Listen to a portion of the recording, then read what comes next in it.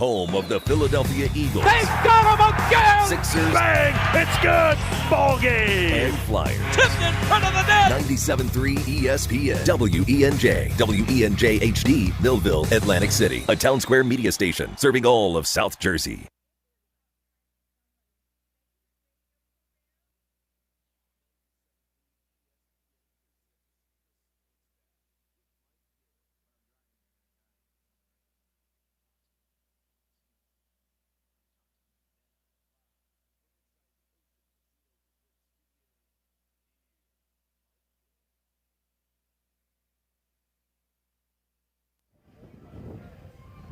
We are live on a Monday here at the Fanatic Sportsbook Ocean Casino. The Sports Bash is live.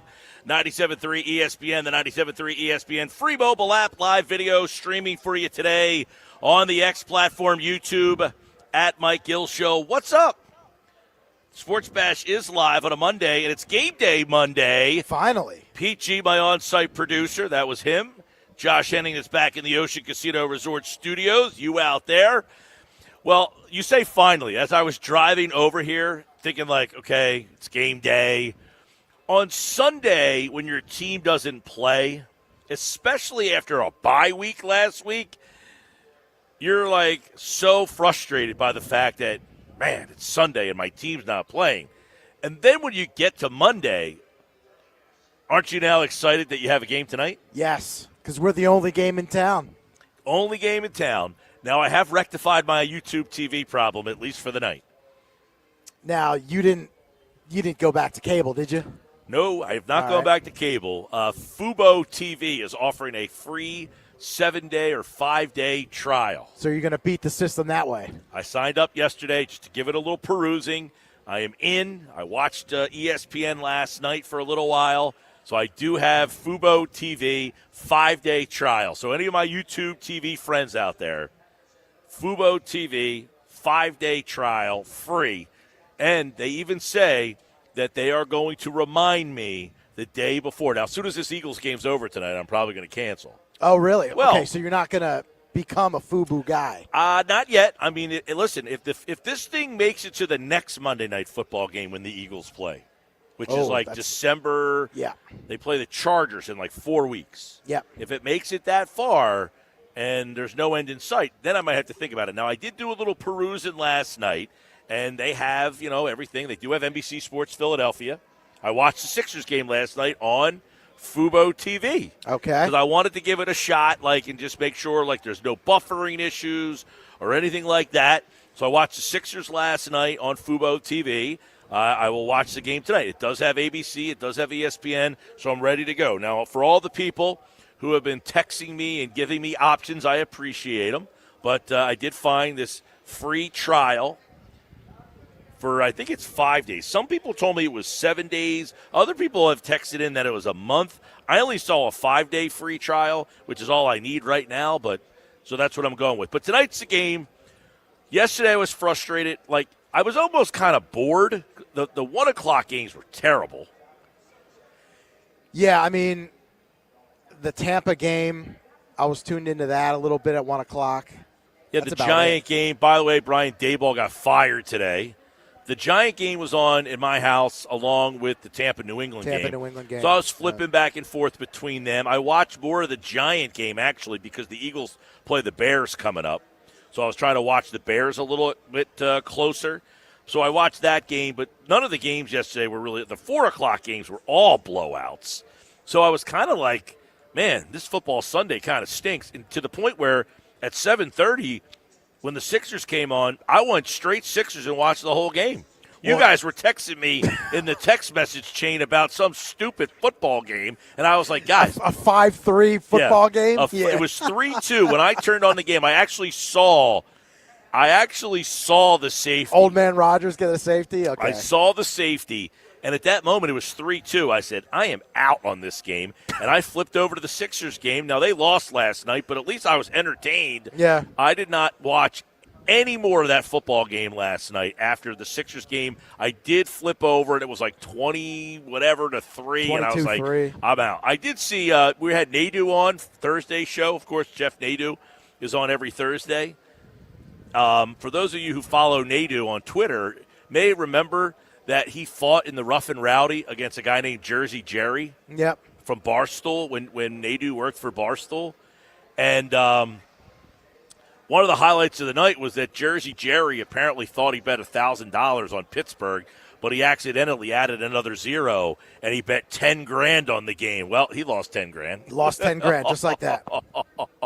Can you imagine accidentally? You ever do that before? Anybody ever bet like that before? Like you thought you bet 50, you put 500 in, or you thought you bet 100, you bet 1,000. See, those are the kind of things I don't understand. Like, I don't understand why anyone accidentally bets too much. Like, I'm such an OCD overthinker. I'm more likely not to bet anything than bet the wrong thing.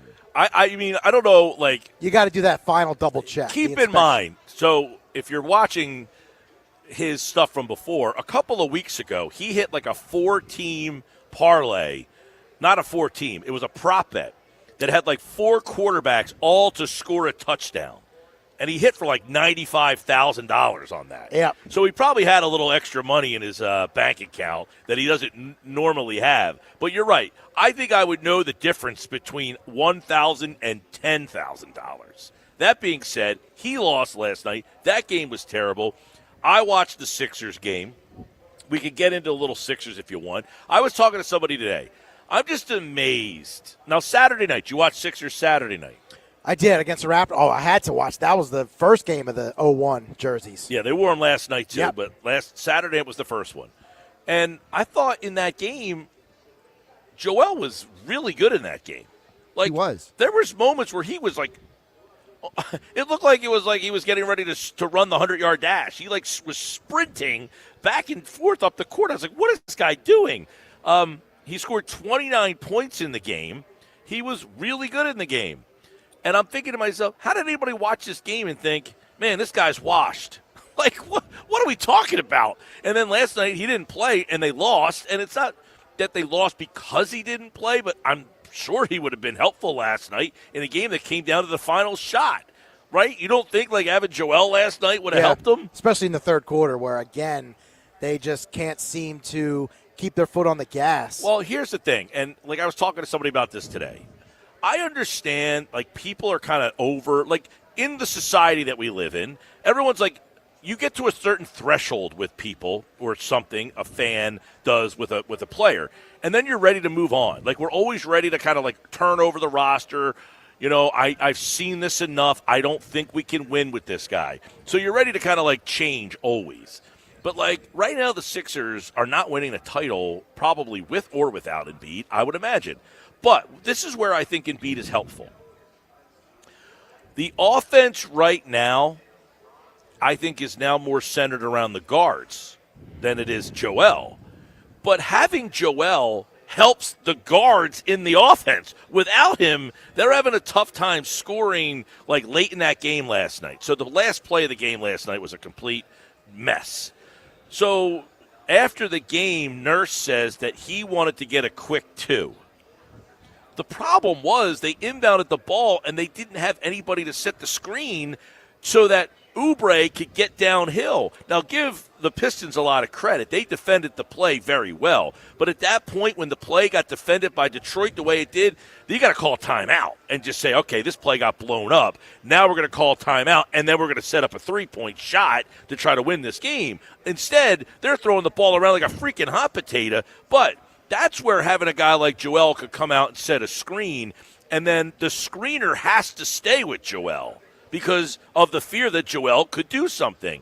When Joel's not out there, the defender can always leave Andre Drummond or Adem Bona because they don't think that those guys can score. So now that second player always goes over to Maxey or Edgecombe or whoever has the ball. If that defender leaves Embiid and goes to Maxey and Maxey goes back to Embiid, Embiid's wide open for that shot all the time, and he's deadly from that spot. So as this season goes on and Embiid kind of gets his rhythm, that two-man game is going to be very, very difficult for teams to defend. The problem right now is Embiid's not playing every single night, or he doesn't play the minutes that you're used to him playing, so it doesn't look like what you want. So now we're just all assuming that Embiid's washed and he stinks. Well, you sound like an idiot. Like, anybody who's watching this team and thinking, man, Joel Embiid really sucks right now, like, are you kidding me? He was awesome on Saturday night. And last night, you're thinking to yourself, man, they could really use a guy that could, score. That would have been helpful last night to have a guy that could score. So, I don't know. The game on Saturday night, they're down. They came back, and they ended up pulling away and kind of winning that game. I thought Saturday night was one of their most complete games of the season. Last night, Pistons are a good team, and you went toe-to-toe with them without Joel, without Paul George. They were missing Tobias. I think somebody else was out for them. So I thought last night was a good – but they do have to figure out the third quarter stuff, though. Well, you to heard lose what the third quarter by 13 points last night. You heard what Nurse said last night. I don't know how much stock you put into that, guys, but he said, I thought the game got a little ticky-tacky, and then the officiating was – essentially what he wanted to say was the officiating was so bad that you put them on the line 15 times in that third quarter, and that kind of changed. I would buy that, but this is who they are. I mean, last season, same deal. It's kind of carried over. Well, the thing with this team is, guys, that they don't play full quarters of basketball most of these games. Most of these games, they'll give you 2 out of 3, and then the call comes down to the fourth quarter. They start out horrible, and they come back in the second half. Well, isn't that what Nurse said last night? He's like, that's pretty much basketball. Like, he's like, if you're watching games around the league, everybody has that quarter where they're just kind of, that was his answer last night. Keith Pompey asked him the question, and that was kind of his answer. No, I think it's just basketball. Like, everybody kind of has that, that quarter. And I don't know if he's right or wrong. I mean, we're all kind of, why is it the third quarter? I don't know. It just seems a little too convenient that it keeps happening the same way again and again. Like, if you watch other teams around the league, and I'm not watching every single, for example, Warriors game, but I don't feel like the Warriors come out and are sluggish in the first and third quarter of every single game. You know what I mean? Probably not, no. But I would say this, I think the Sixers are a frustrating product right now, mainly because they're frustrating in a good way. They're frustrating in a good way because they have more talent than they've had. Right. They seemingly are a good team. The problem is the consistency's not there. Joel plays Saturday. He doesn't play Sunday. Paul George hasn't played. I would imagine when he's back, he's probably going to be on a minute restriction. McCain didn't play Saturday night when they said that he was available because they said they wanted to play him Sunday. Well, then Eric Gordon got the first bench minutes instead of McCain because he said he wanted to line McCain up with Maxey. Then McCain came in the game, and quite frankly, he's got that bulky knee brace on. He don't look the same. I mean, he was an Energizer bunny last year. He's not the same right now. He's just not the Jared McCain that we saw last year. And it's going to take a little bit. So if you were hoping that McCain was going to come back and be this instant offense and guy who give you a little jolt off the bench, doesn't seem that he has it in him right now. He's going to have to work his way there. But that's my point is we as sports fans want to judge everything at every minute, every second, every possession, everything. You can't really judge this. They're just an unfinished product right now. And for the fan base, what are you wanting out of this season? I guess that's the question you have to ask yourself. That's a fair question. What are you wanting to see out of this season? That's a fair. I said, do I think they're going to win a title? No. Is the East wide open? Yes. So is Embiid on a minute restrictions? Well, for how long? For how long? McCain, PG. There's a lot of variables. When is Paul George even going to play? And is Paul George going to look like McCain, where you're like, why is he even out there? Right. Is he going to be on a minutes restriction? I'm assuming he would be on a minute restriction. And then when he's back, is he Paul George that has been a 25 point-a-game scorer? Is he the Paul George that I got last year? Is he a lesser version of that Paul George? Or is he just $212 million on the bench? What Paul George am I getting? We're all assuming, hey, when Paul George comes back, that's another guy that can play. Well, can he play? Can he play at the level that, people are already down on Paul George? I don't think there's too many people out there that are all that excited about Paul George returning. I think a lot of people don't even want Paul George to return. Or even care if he does or not. Right. You're absolutely right about that. But what if Paul George can play? I tweeted out the other day, between McCain and Paul George last year, that's 31 points a game that are coming back into your lineup at some point. That helps, right? Well, it certainly helps, but I mean, again, the problem with George comes into whose minutes does he take away? Is he taking away minutes from a guy that, you might need on the floor. You know what I mean? Well, that's another good question. Like, Kelly Oubre's playing really good right now. A lot of people say, okay, maybe he replaces Oubre or Trendon Watford, guy that I've talked a lot about. Watford had a triple-double. You can't take him off the floor now. Oh, just because you have one triple-double doesn't mean you're an untouchable. But, yes, I like Wofford a lot. I've kind of told people this is the kind of game that he can bring. He's a guy that passes very well, sees the floor. What did Joel Embiid describe him perfectly after the game? Did anybody hear what Joel Embiid said about Trendon Watford? Who he reminded him of? He didn't say Ben Simmons, did he? Josh, did you hear him? I did not. He said he reminded me of Ben Simmons. Oh, wow. I didn't even know that. He said he I did not know reminded that. me of Ben. And I said, yeah, he does remind you of Ben, except for he's willing to shoot. Is he a good shooter? No. But he's a willing shooter. But he is very much like a Ben Simmons. He's 6'9". He's kind of like a point forward. They were running him at point guard a little bit in the game on Saturday night. The ball up. He brings the ball up. He sees the floor very well. He passes. He's got length. And he is a good facilitator. And you saw that on display on Saturday night. So they have a good team. They've got a lot of depth.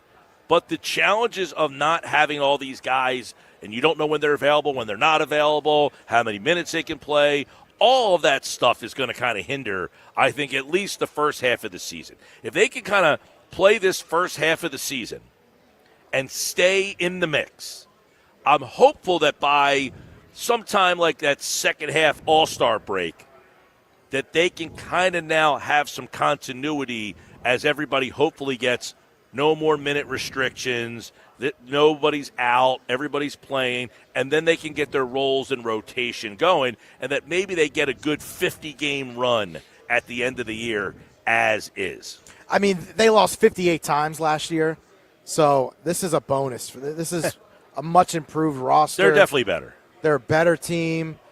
VJ, I know he's hitting a rookie wall a little bit. He had a great start to the year. You can't expect VJ Edgecombe to come in and score 30 points a game as a rookie. That was not sustainable. But the fact that he did that early now has teams kind of on alert on him, and they're kind of paying attention to him more. You also have a situation where I think Quentin Grimes is not a guy that you can play 30 minutes a game. He turns the ball over. He takes a lot of bad shots. So, yeah, they got to kind of find their way. But, like, you can't make ultimate decisions based on a 9-game run when you have guys in and out of the lineup. But the fact that I'll tell you what, the fact that they split the back-to-back to me was a win. Because I figured they would probably lose both ends of the back-to-back, and now all of a sudden people by Monday would be saying, see, this team. Now, I think people feel that way already a little bit. Like, I feel like the energy has already kind of dissipated from this team a little bit, but we'll see. I'm with you, though. The schedule makers, they were at a bar doing this schedule. These two back-to-backs. It's their third back-to-back already. Third back-to-back already. You play Boston 3 times in 2 weeks, then you don't play them again until, like, April. Guys, I don't know what they were doing. I don't know what's worse. Is it the person who gets to schedule the games or the person who picks the referees in the NBA? Like, it feels like it might be the same person at this point. The officiating in the NBA is atrocious. It's just and there's no accountability for any of it. It's really bad. Now, they didn't mess up the coin toss like we saw in Berlin yesterday. We got to do it again. Yeah. Just kidding. My bad. So, for those of you who did, that was the game in the morning, the Berlin game. That was the game of the day, you could argue. Yeah, that was the Berlin game. So, apparently, the neutral site, somebody is designated as the home team. Correct. Well, the visiting team is supposed to call the coin toss. Right. But they had the home team, quote unquote, call the coin toss on television. Right. Well, then they went to break, and then when you came back, it was like, wait a second. They had said that the Falcons lost the toss and were going to kick off. Well, they were receiving. Well, they said, hey, they were actually the home team, so they re-flipped the coin and yada, yada, yada. Is that one of those things where if you didn't redo it, no one really would have noticed and you could have just gone on? Someone would have noticed, because if that team would have won the game, then there could have been a dispute. I'm sure somebody on the somebody on the Falcons probably said, hey, we're the home team. We were supposed to call the flip. So you just say, my bad, let's redo it? I thought the moment of the game yesterday, I'm surprised, Mike, you haven't brought it up with 20 minutes into the show yet, is, they were singing West Virginia over there in Berlin. They do that all the time. They do that all the time. That's in Berlin? That's what they're known for. You ever see a commercial when they actually promote the games are going to be in Germany? It's always them showing when they did the West Virginia country roads a couple of years ago when they played in Germany. They do it in soccer, too. Yeah, right? they always do that, yeah. I didn't know that. Yeah. Sorry, Josh. You weren't in on the joke. Well, Dovey had a nice win against Colorado. There They did. Did you hear that Deion Sanders' bus got stuck in Morgantown? I did not. Poor Dion. Yeah. You're laughing about that. Well, I do ask this about Deion real fast. Not that I want to go down a Deion road. Boy, I mean, Eagles haven't played in a month. Just saying. So we're good. Just saying. I remember sitting here like 2 years ago when Deion first got hired. He was the biggest. Colorado was the biggest story in all of sports. Right. They were on television, prime time, everywhere.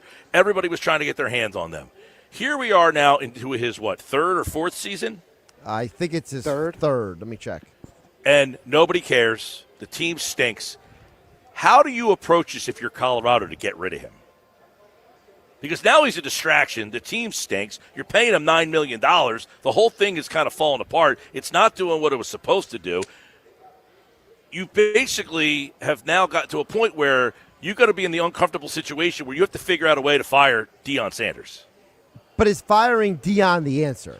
Not necessarily, but do you want to pay your coach $9 million to lose? You No. can go get a coach to get a regular Colorado price tag. But a lot of people, and I hate to be the guy to defend Deion. I feel like I'm like in the weirdest spot in the world. But when they recruited Caden Salter, the quarterback, that was a highly regarded guy. That was a guy that a lot of people were like, I can't believe you landed this big recruit. And he has been absolutely poor for them out there. There were other players that he got in the portal that people were surprised. And it just hasn't worked out for this team. So, is it Deion? Is it the recruiting? Is it, what usually, is it? Guess what? It doesn't usually matter. Like in college, look at all the guys getting fired. Like Florida has great recruiting classes. They can't win. LSU has great recruiting classes. They weren't winning to the standard.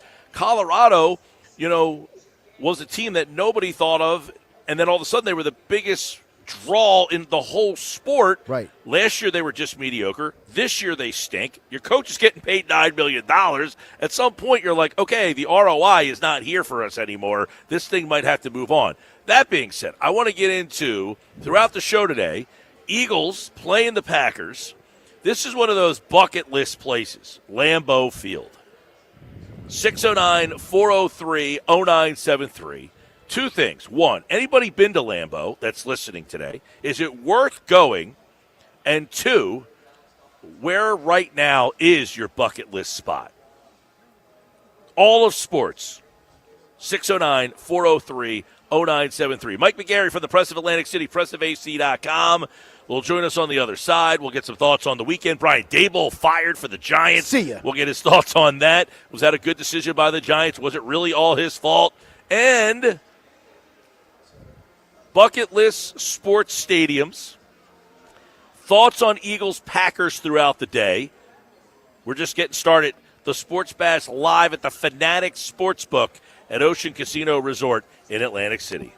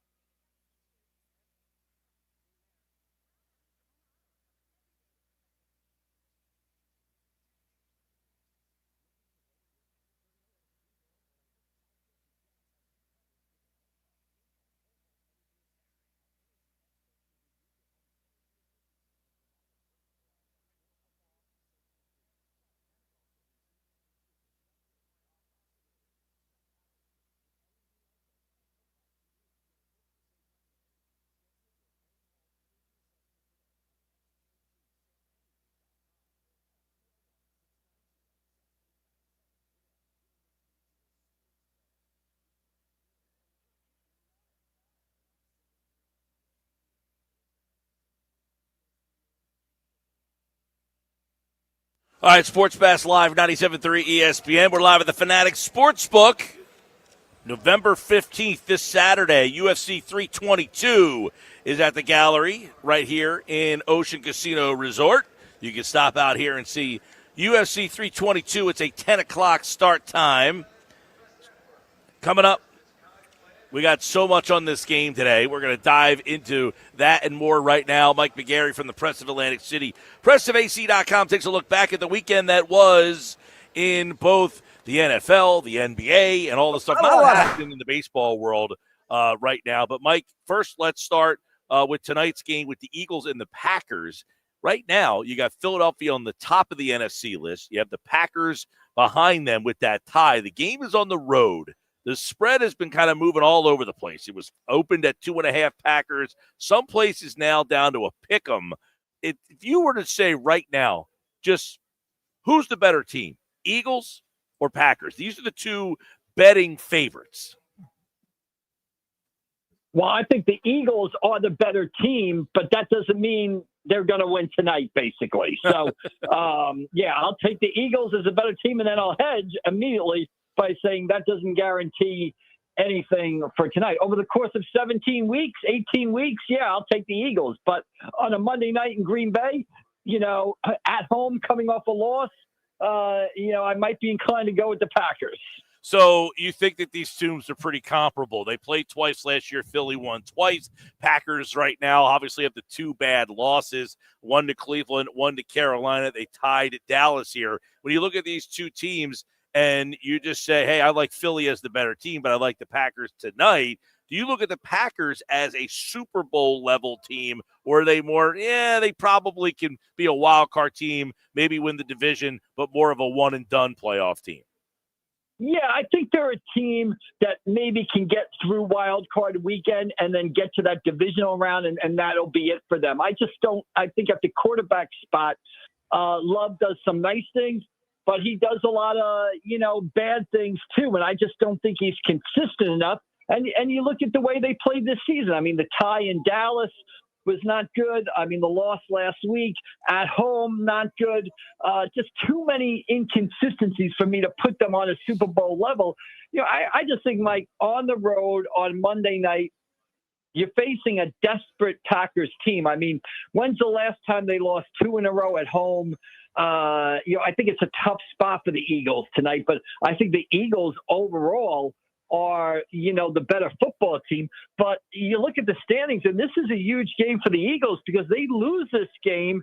Now they don't keep pace with Seattle and the Rams, and the Packers even move ahead of them, I believe. And the Eagles are kind of in that mix with the Lions, the Bears, the 49ers. So this is a key game for both. The loser of this game is going to have to scramble for home playoff games, right? The winner of this game, I think, is going to be in pretty good shape. Well, Philly obviously feels pretty good where their standing is in the East, so they should get at least one home playoff game. But you're right in terms of home field advantage. Now you're in the muck with everybody. If the Eagles lost this game, they do have the tiebreaker over the Rams. They do have the tiebreaker over the Bucs, but they would lose the tiebreaker to Green Bay. And I think even more importantly, you also have to play Detroit next week, and you could be setting yourself up for a possible 2-game losing streak. So I do agree. This is a pretty big game for Philadelphia to stay on course if they want to be a team that is home field. I think they're going to make the playoffs regardless of what happens tonight, but it's where you are in the field, and that matters. Right, absolutely. I mean, you want to be home, right? You want to play. You don't want to play that first weekend. You want to get a bye if you can, and then you want to be home the rest of the way. That is the road to the Super Bowl, basically. And again, if you win tonight, you're in good shape going forward. If you lose tonight, all of a sudden, like you said, you're in the muck and mire. You're looking at a Lions team coming in that played well yesterday. So yeah, this is a big game for both teams. Though I think you're right. The Eagles, because the division is so bad, they have a more margin for error. for me, this is a kitchen sink game for the Green Bay Packers. They lose this one. Now it's 2 losses in a row at home. You know, they've got 3 losses and a tie on the season. They're in it's going to be tough for them to dig out of that. So that's another reason why I think you're going to see a little bit of a desperate Green Bay Packer team at home. They really can't lose this game tonight. I agree. Mike, let's shift over to the Giants. They had a chance to win that game. Although if you're a Giant fan, are you wanting to win games at this stage of the season? But the coach got fired today. Long story short, Joe Shane, they just announced he is going to remain. He'll hire the next coach. Don't know if you like that decision. But inside the NFC East, one coach has already been fired. And you look at the Giants, like it seems like they maybe found their quarterback, the whole Scatterboot thing up in the air with that injury. But was it time right now to fire Brian Daboll? Yes, it was. I mean, Mike, I'm not a fan of guys getting fired. I don't like teams that sort of, act like that or do that every 2 to 3 years, i.e. the New York Jets. I don't think it's a way to be successful. The Jets, the Panthers, you look at teams that are kind of on the coaching merry-go-round. But Brian Daboll, I mean, just yesterday, you can't lose 4 road games where you have a 10-point lead. You can't blow the game yesterday, even though if the quarterback doesn't get a concussion, they probably win the game. But that on top of the loss at Denver, on top of the loss at Dallas, on top of losses the past few seasons where the team just has looked not prepared to play on game day. So, my opinion on Daboll, and look, I don't like the sideline body language. I don't like the way he acts in press conferences. I know people will say to me, what does that matter? It's all about wins and losses. Well, it matters when you don't win enough. If you want to act like not a loquacious or talkative guy in press conferences, you want to be Bill Belichick in press conferences, then win like Bill Belichick. When you win like Brian Daboll, you better get up there and entertain the media and give some answers and put a smile on your face. So I thought he was a terrible game day coach. To me, he's one of these guys who might be a great offensive coordinator, might be a great quarterbacks coach, but he shouldn't be leading the organization. And the Giants had to do this for the sake of their own fans. I mean, if he walked out on the sideline and coached the team this Sunday, I think the organization as a whole would lose credibility. So it was time for him to go, and he's gone now, and we'll see what happens going forward. Well, that was well put. I mean, his first year, he gets them to the playoffs, and it looked like they were moving in the right direction. Then they have fallen apart. But it's hard when you have that young quarterback, and it seemed that the offense was kind of, I was surprised with Neighbors out that they were able to kind of move the ball and do some things. That's where you're like, man, was he developing the quarterback? But they end up firing Brian Daboll. The Giants are now 2-8 on the season. I think that's like the 3rd straight year they are 2-8. So great time to be a Giants fan. Yeah, I mean, Mike, here's what happened, right? They got the quarterback in Jackson Dart, and he, I think he's the real deal. Now, he's got to change the way he plays a little bit. He can't lower his head and go take on tacklers and stuff like that, or you're going to end up injured or end up what happened yesterday where you get a concussion running the football. But he almost like that. Jackson Dart was almost the nail in Daboll's corner, because now you can look at the team and say they're in position to win games. They've got a quarterback. They've got some players. Now you can't look at the roster and say, well, you put Vince Lombardi at the coach of that team, put Bill Parcells as this coach of the team. You're not winning. Now you look at the Giants now and you see a team up 26-6 against Denver with 6 minutes to play. You see a team up on the Bears in Chicago, and you say to yourself, hey, this is a team capable of winning football games. Why aren't we winning football games, number one? And an even better question is, why are we losing football games that we should win? And here's a third thing, Mike. Don't underestimate. Giants played the 49ers at home in the Meadowlands 2 weeks ago. That place was packed with 49er fans. I'd say at least half the crowd, maybe 60% of the crowd. And in the fourth quarter, it was 80% of the crowd were wearing 49er jerseys in the Meadowlands. Don't underestimate how Giant ownership felt about that. That's also unacceptable. All right. Well, we'll certainly be keeping an eye on that inside the NFC East. What happens with Brian Daboll, who will be the next coach of the New York Giants? It will be Joe Shane who gets to pick that. And by the way, the betting odds say Lane Kiffin is the favorite, followed by Cliff Kingsbury, Jesse Minter are the top 3 according to the odds. It literally just got emailed to me as we're having this conversation. Mike McGarry from the Press of Atlantic City. Let's go over to the Sixers weekend. Back-to-back. Embiid Saturday night. He plays 29 points, looked pretty solid, looked pretty, Embiid-ish in that game. Last night he does not play, and they lose. And then, of course, that talk has been, well, they look better without Embiid. Well, they won the game with Embiid. Now, you're playing the Pistons, who are a better team than the Raptors are. But I feel like this is going to be a whole tough spot for Nick Nurse until this Embiid thing is kind of behind you. Of some nights you have him, some nights you don't. You don't know when you have George. McCain isn't obviously himself. So if they can stay afloat for until this gets resolved, that's their best course of action. But I don't know what to make of this team right now, the way this first couple games is going with all these minute restrictions. Yeah, I don't know. Again, Mike, we talked a little bit on Friday. It's almost like there's 2 versions of the Philadelphia 76ers. There's the version with Embiid and the version without Embiid. And I don't know how a team is successful or builds any consistency or chemistry, which you need to win in basketball when you basically are playing a different type of team every night. It's not like Embiid is like an 8th guy or a 3rd guy off the bench or a 6th man. He impacts everything that goes on the floor. He's played well when he's been out there. I just don't know as an organization or as a team how you go forward almost having 2 separate teams. It's not a recipe for success. I don't think it's fair to Nick Nurse. I don't think it's fair to the rest of the team. But I don't know what you do until Embiid can play all the time. I mean, they're stuck between a rock and a hard place right now.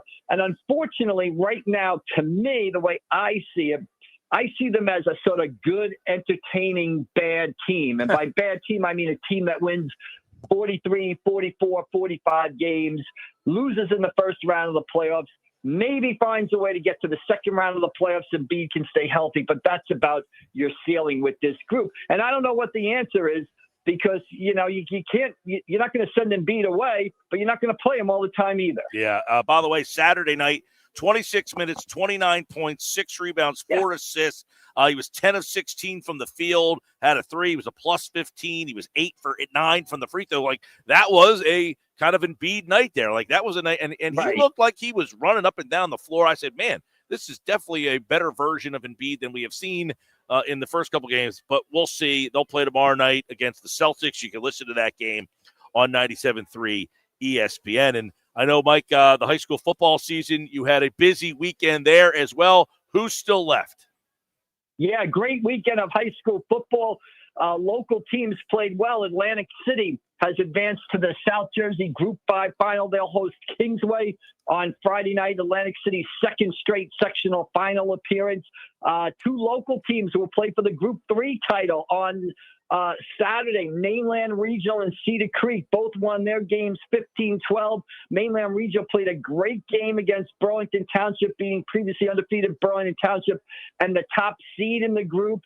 Burlington Township had a field goal to win the game in the closing seconds. It went wide right, however, so Mainland survived. So you've got Mainland and Cedar Creek. You've got Millville in their 5th straight sectional final. They'll be going up against, a powerhouse Winslow Township team on Saturday for the Group 4 title. And you've got Holy Spirit and St. Augustine still alive in the state non-public playoffs. So a couple local teams, really doing the area well, with some big wins over this past weekend and some more big games to come up this weekend. Well, I'll tell you what, Mike, that will send up an interesting potential Thanksgiving Day situation if Atlantic City and Holy Spirit advance, and you're in that spot where we haven't talked about over the years. It's like, one of them's they might both be in a spot where they're playing.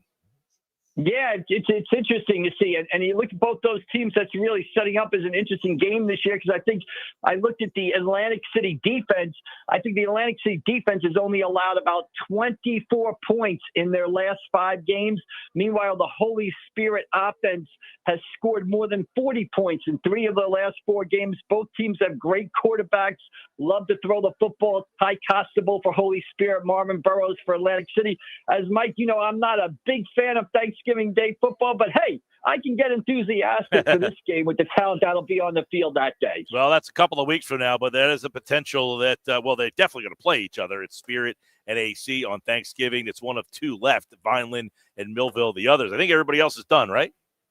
Now, around us, at least, in the Atlantic, Cape May, and Cumberland area, there are only two left, Atlantic City Holy Spirit and Millville and Vineland, who have been playing since the Civil War, basically. So, Mike, before we get out of here, Lambeau Field, ever been? No, I have never been. It's on the bucket list, I have never been. I've walked past the Rose Bowl. I've been to a lot of other places, but I have never been to Lambeau Field. Just say, what is your highest profile stadium that you've attended a game or arena? College, pro, anything? Boy. Well, I've been to just about all the baseball ones except for Wrigley. I've been to Fenway. I really love Dodger Stadium, being out there for, the Dodgers and the Phillies. NBA-wise, I've been to the ones in L.A., including the old Forum many, many years ago. So that might be it. I saw the Lakers play in the late 80s in the old L.A. Forum out in Los Angeles. And then about 30 years later, I saw Bruce Springsteen live in the L.A. Forum. So if I had to go historic, sort of arena, it would probably be that old-fashioned L.A. Forum, Yeah. I was gazing down from the cheap seats at Jack Nicholson courtside, basically. You never think of like a hockey or basketball arena when you think of these, but I was at the Igloo in Pittsburgh, which was kind of a unique setting to watch a game, and the building from the outside was very unique. Yeah, I also was at the Igloo, and I saw the The only thing I remember about that is if the Penguins scored 7 goals, they gave away chili at Wendy's. So I was at the game. I don't even know who the Penguins were playing, but they got to 6 goals, and I just remember the whole Igloo chanting "chili, chili" in the final minutes, and the Penguins finally got an empty netter to get the 7th goal. The place went ballistic. Just there. like so, the brickin' for chicken, right? It used to be Wendy's, right? Exactly. Wasn't it Wendy's? Exactly. The whole place Frosty. chanting "chili, chili." It was incredible, basically. All right. Well, Mike likes the Packers tonight, and of course, you can listen to that game on 97.3 ESPN. Mike, we'll talk to you Wednesday, man.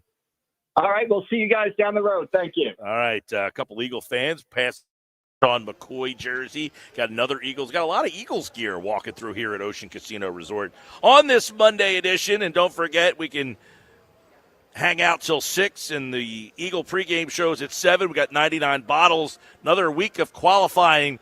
We're getting down to the nitty-gritty, though. This is the final week of qualifiers for this year's 99 bottles party. We'll have more details on that. We'll read off some of your text messages, your bucket list arena or stadium that you want to go to, or best building you've ever been to watch a game. Coming up next on the Sports Bash Live, 97.3 ESPN.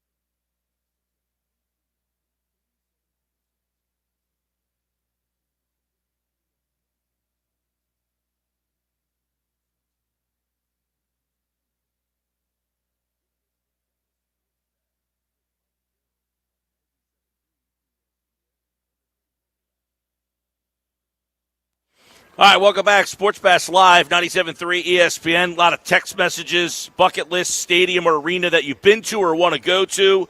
Brandon in Dennisville. Mike, I've been to Fenway a handful of times and love it. Such a cool little stadium built right in the town. The other two bucket list stadiums are Lambeau and Wrigley. Another bonus would be PNC Park, which I've heard you and plenty others speak incredibly high of. He goes Birds 34-20 tonight. I've been to Fenway. I've been to Wrigley. I have not been to Lambeau. Been to Wrigley or Fenway? I've been to Wrigley. Yep. No Fenway. Not to see a game, but I did one of those tours. Yep. You know. But for me, I think the Lambeau game tonight actually is the bucket list item. Metal bleachers, 30 degrees. It's not December, but it's close. I mean, that's football. I've never been like Monday to a lot night. of. I've never been to like a road NFL game. Now, the first one you go to is probably Lambeau, right? I mean, If you could get out there or get a ticket, it's pretty tough. By the way, another text message says, my uncle's at Lambeau. Pretty awesome place. For me, it's got to be Clearwater in February, March. Wanted to go down for years, but haven't made it. You got to go. got to go. I mean, the stadium in Clearwater is kind of cool. It's like a small version of Citizens Bank Park, like a really, really, really tiny version of Citizens Bank Park. But there's a lot going on, but I'm going to say bucket list. To go to the stadium, it's more like just to go experience spring training, which is really, really awesome. My bucket stadium would be the Bell Center where the Canadians play. Heard that arena is loud, plus they're good, so now it would even be better. That's to a go. cool one. Like that. Yeah, I actually walked by Maple Leaf Gardens years ago. It was not functioning anymore, but that was kind of cool walking by. It was like down a side street. Like in the middle of the city, it's like down a side street. Maple Leaf Gardens. But the Bell Center for the Canadians, a hockey game would be pretty cool. I think a lot of college football, like an SEC game, Big House, yeah, something like that. SEC, yeah. I was at Notre Dame's campus and saw Touchdown Jesus and the stadium, but I didn't go to a game there before. Keep them coming, 609-403-0973, your bucket list arena or stadium that you've been to or that you want to get to. Either one. I'd love to hear about the different experiences at some of these cool stadiums out there as the Eagles are at Lambeau tonight. We're going to talk about it coming up next. John McMullen will join us from Birds 365. But first, and by the way, I said this is the last week to qualify. Actually, next week is the last week to qualify. But caller 7, you qualify right now. 609-573-3776. 609-573-3776. Caller 7, you are entered for this year's 99 Bottles Party. Live at Maynard's in Margate on Wednesday, November 26th. You must be present to win. This year's 99 Bottles Party features a plethora of great tickets to events from all over the area. We'll have a pair of tickets to go see the Eagles-Commanders game at Lincoln Financial Field. We'll also have Sixers tickets, Flyers tickets, and tickets to concerts and other great shows and events from all over the Delaware Valley. Caller 7 right now, 609-573-3776. Good luck.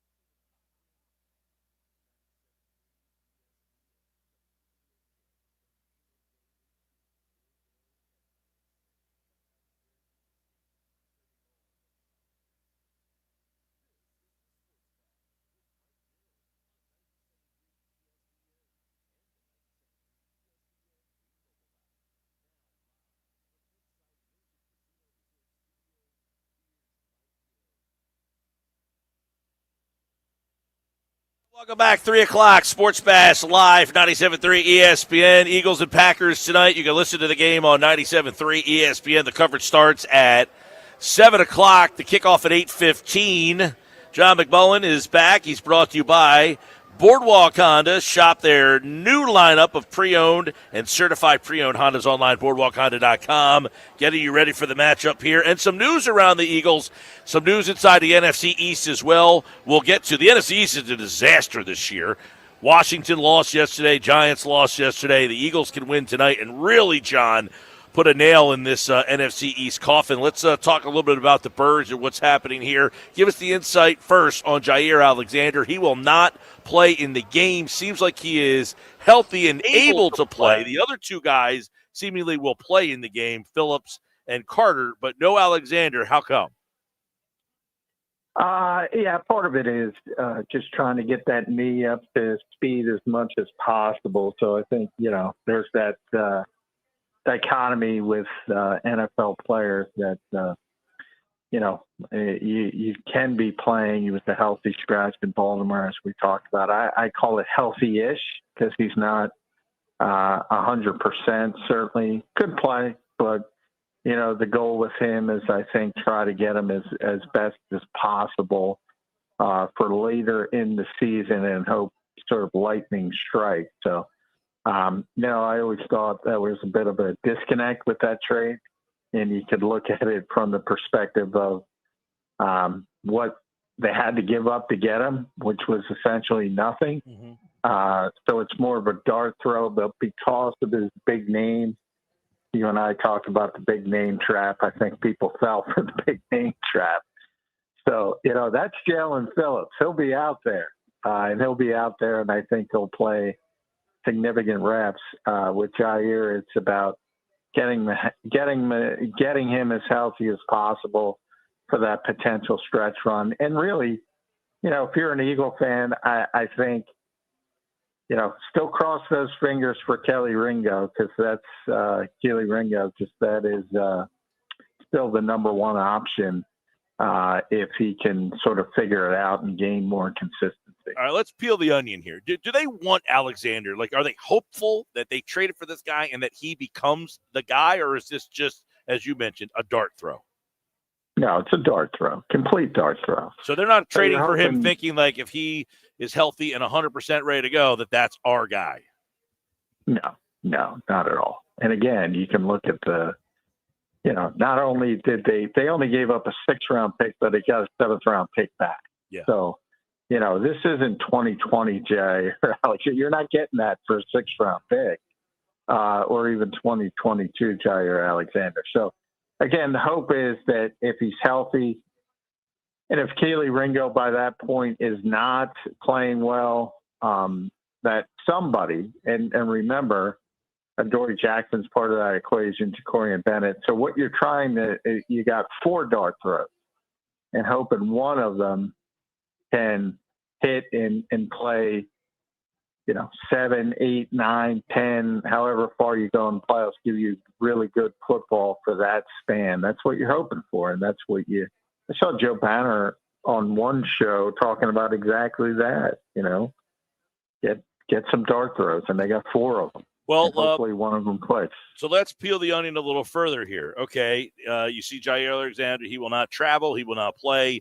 Michael Carter, the word that Howie used to describe him was elite. Does that signify that they want him to play? Is he the slot corner and DeJean goes to the outside? You seem to indicate earlier in this conversation that Ringo will be out there and that Cooper would be in his normal spot here. But do they want Cooper to go to the outside eventually? Or do you think there's going to be a little stare down here between Howie and Vic? Because it sounds like Howie's like, hey, I got an elite player, and Vic doesn't seem too happy or too interested in moving his player out there.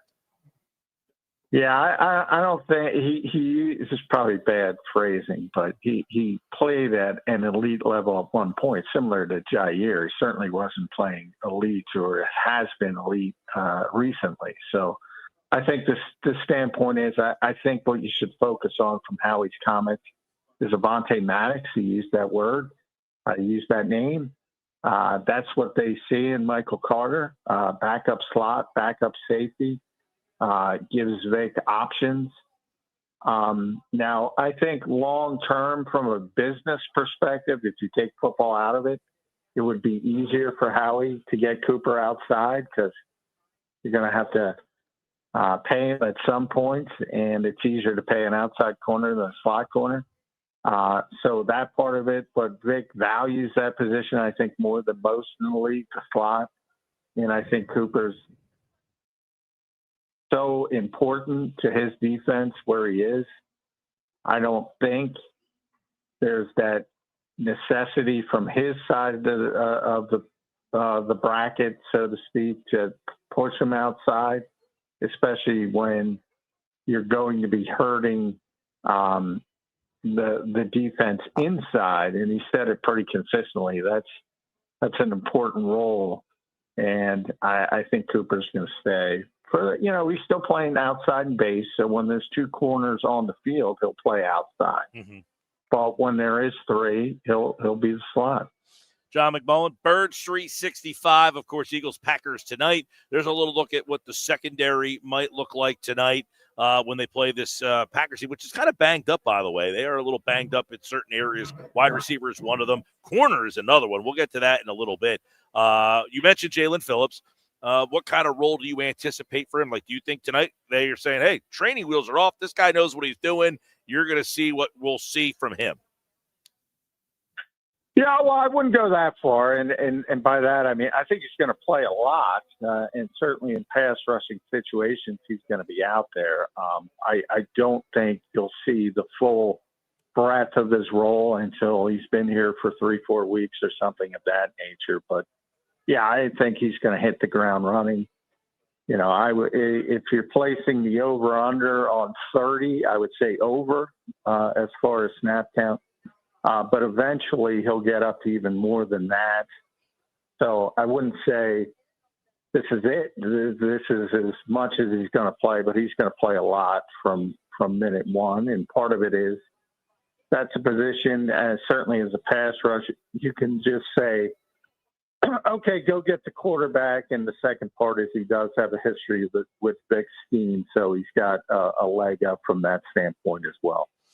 Who do you think gets affected by him the most, his arrival?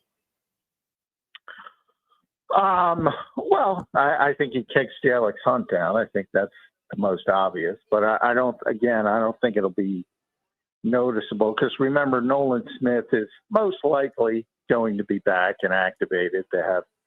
They can do it later because it's a Monday night game. So he's going to be out there as well. So those will be the top two guys, again, when they're all both up to speed and both ready to go. And the guy who has been playing a lot of snaps, who will get kicked down to the third rotational role, will be Alex Hunt. But I think that's a good thing for him because he's probably playing a little bit too much out of necessity. So I think it'll work out well. What's BG? Does he have much of a role, or do you think this is more to have him just around locker room, be that kind of guy, the guy that kind of seemingly they were lacking on that defensive side of the ball? Well, I think they needed him, but now all of a sudden, with Jalen Phillips acquired and Nolan Smith coming back and Josh Uche playing well, I don't see much of a huge role. I think 10, 15 reps maybe at the most. And hopefully he can give you high-level reps and keep the other guys as fresh as possible for the fourth quarter. But I don't see a huge role for BG at this point. All right, we're talking with John McMullen on the defensive side of the ball. What tonight, if you are Vic Fangio, is the biggest concern from this Packer offense? Well, I think, they're a big play-action offense, so you want to stop the running game first. And Josh Jacobs not had a great year from a number standpoint, but he's playing good football. So he's somebody you got to be concerned with. They got a big break with Tucker Kraft getting injured. That guy was having a monster season, and that's a very unfortunate injury for them. As you mentioned, they banged up a receiver as well, but they have a bunch of receivers. Dobbs is their best receiver. He'll be ready to go. And Love is a very talented quarterback, so you have to be careful. They've also, one of the issues, and if you go back to the playoffs last year, they turned it over 4 times. They've been much better when it comes to ball security. Jordan Love only has 3 interceptions on the season. And they're right there. The Eagles are obviously number 1. They just don't turn it over. And Green Bay is right there with them. They haven't turned it over much at all. So that might be the story of this game, who cracks in the ball security aspect of it. Eagles, by the way, 3 turnovers this season, the fewest in the NFL, the fewest through 8 games all time for Philadelphia. They are 4-0 coming out of a bye, by the way. You got Philly coming off a bye, John. You've got Green Bay, who had a terrible loss against Carolina at home. You almost feel like this is a pretty good spot for Green Bay. Yeah, I'm glad you brought that up. I've been talking spot all the time. I hate this spot for the Eagles, and you're right.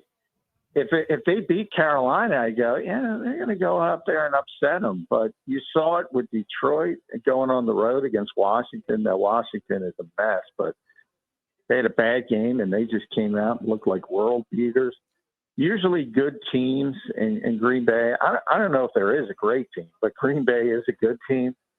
Usually they don't have 2 poor performances in a row. They usually respond, and I don't like the spot. Also, that was the first game in Micah Parsons' career that he didn't get 1 pressure against Carolina. It's the same thing with players. I don't like when players come off a bad game. They generally, great players, they're generally going to respond. You saw it with Jahmyr Gibbs. Well, on the flip side, you would say if you're Philadelphia, my God, Carolina was able to run for bananas against this defense. We have to be able to hope, you would hope that you could follow suit. Yeah, but that's the point. There's no transitive theory. That's why I like the spot for Green Bay. I mean, generally, yeah. I mean, if you could carry that over and say, well, Carolina ran the ball, so we should be able to run the ball. Generally not how it works. You know that, Mike. Right. It's generally they respond, they tweak it, and certainly that'll be the Eagles' goal to get their running game going. I think Devontae Smith gave that up, not on purpose. But I asked him on Saturday, we were just kind of debating back and forth about, all their playmakers and not everybody getting the football. And I said, well, you were at Alabama. I mean, you're used to having a bunch of good players around you, but obviously won the Heisman Trophy. He was the focus of the offense. And he kind of gave it up. And he said, yeah, but we were a pass-first team. Here, we're ground and pound. We're looking to run the football. So all those people talking about identity and this and that, the Eagles know their identity. Yeah. They want to run the football. Well, the Packers, by the way, allowed 8 completions and 251 yards on passes of 20 yards down the field. So they are not a defense that gives up a lot of big plays. They run zone 70% of the time. So if you're looking for a big A.J. Brown, Devontae Smith, it kind of sounds like that's not really how this night would go. Not to mention, it's going to be pretty cold out there. Yeah, but that's the beauty of the Eagles. I mean, they'll morph, and a couple weeks ago against Minnesota was, they were put 6-man fronts and they started throwing it down the field. So, but you don't expect to see that, as you mentioned, from the Packers. But Eagles tend to get more unscouted looks than anybody because they're the Super Bowl champs and everybody's trying to do something unique to stop them. So you never know what you're going to see, and you have to adjust accordingly. But this is one of the more well-rounded teams in the NFL. I mean, top 5 defense, number 8 on offense. And conversely, I think the Eagles are 23rd on defense and 24th on offense. So Green Bay's a good team. I think people might be sleeping on them. Well, it's an important game for number one seed, too, by the way. If the Eagles win, they have a 33% chance to be the number one seed. If they lose, that falls down to 12%. And a Packer win, they are the number one seed back in play for them. So this is a big play for the big picture, big game, I should say, John, for a big picture of number one seed. Philadelphia most likely is going to win the division and make the playoffs in some capacity. Don't know that this same fait accompli for the Packers here. They're in a much more competitive division, and there's a lot of teams battling for wild card spots here. Yeah, certainly. And I think the next 2 weeks as a whole will tell us a lot about where the Eagles are. But they're certainly going to be a playoff team because the rest of the NFC East has been abject disaster, and the Giants finally move on from Brian Daboll today. So obviously the Commanders are not relevant. Dallas does not look like it's going to be relevant at all, although they're a little bit of concern just because of the offense. But the Eagles are going to win the division, so it's just a matter of sort of jockeying for that seed. And the good thing for them is the NFC North with the top three teams, Minnesota's kind of fallen off, but the top three teams look like they're going to be relevant. And then the Rams and the Seahawks are going to have to beat up on each other as well. So good opportunity for the Eagles if they could win these two games at Green Bay and at home against Detroit. Well, it's Jordan Love against the Eagles man coverage. The Eagles play man 57% of the time. Jordan Love second in the NFL against man coverage. So we'll see which side wins out. The Eagles defense against Jordan Love, and can Philadelphia get their offense going against this Packers defense, which, when they got Micah Parsons, that added a whole dimension that they did not have in the playoff game and in the Brazil game last year. So they should be a better defense than the ones you saw in the playoffs. Obviously, we talked a little bit about how important this game is for both these teams in terms of the big picture number one seed. This is NFC, John, is as wide open as it's been. But do you think these are the two best teams? I still think Detroit is the most gifted. And I would say, I don't know where you got that, but buyer beware on those numbers. The Eagles play a lot of man-match coverages, so some people think it's man, but it's really zone. And that's the beauty of Vic Fangio because he's got a little bit more complicated of a scheme than most teams, and it usually gives opposing teams headache. So there's a lot of man-match that people think is man, but it's not really man. But I digress.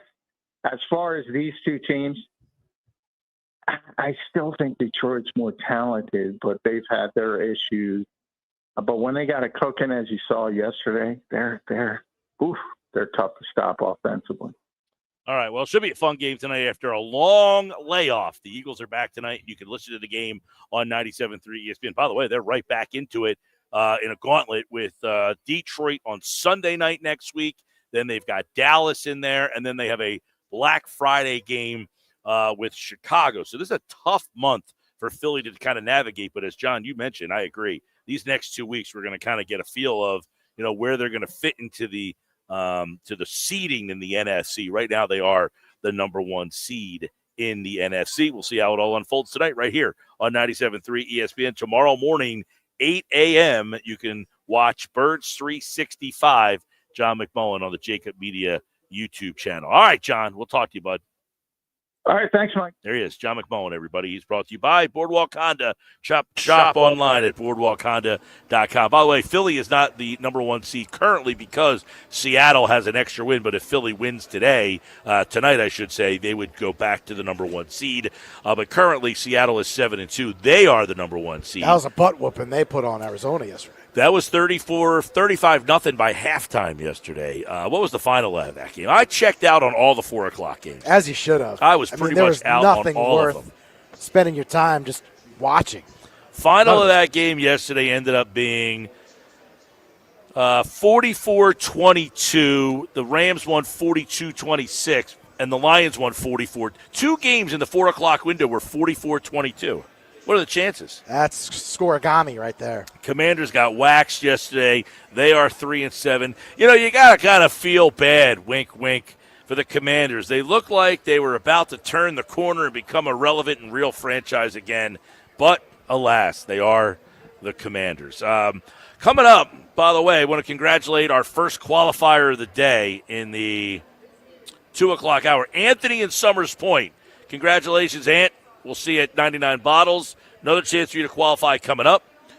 609-403-0973 on the text board. This year's 99 Bottles party, don't forget, we're at Maynard's at Margate coming up on November 26th. You must be present to win.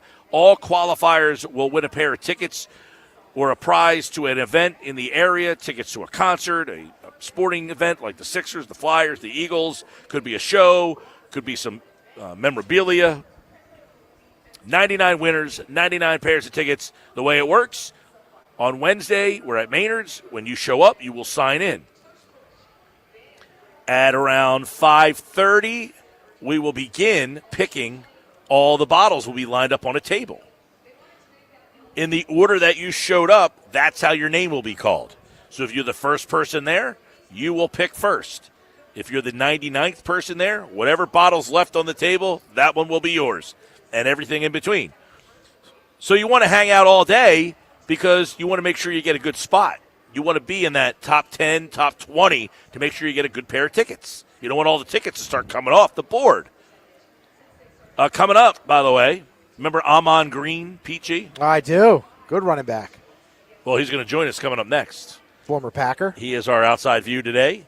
Our outside view from Green Bay. We're going to talk with Amon Green. Remember where he went to college? You know where Amon Green went to college, sir?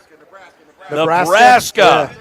Nebraska. I'm not Vince Gill, but I have a name very similar. Not Vince, but Mike. There you go. Yes. Grand prize to the guy in the green. Good job by you, man. 2 points. Vince Gill would be a country music star. I'm live right now, but I got to take a break. Amon Green's going to join me next. Check out more Sports Bash on the way.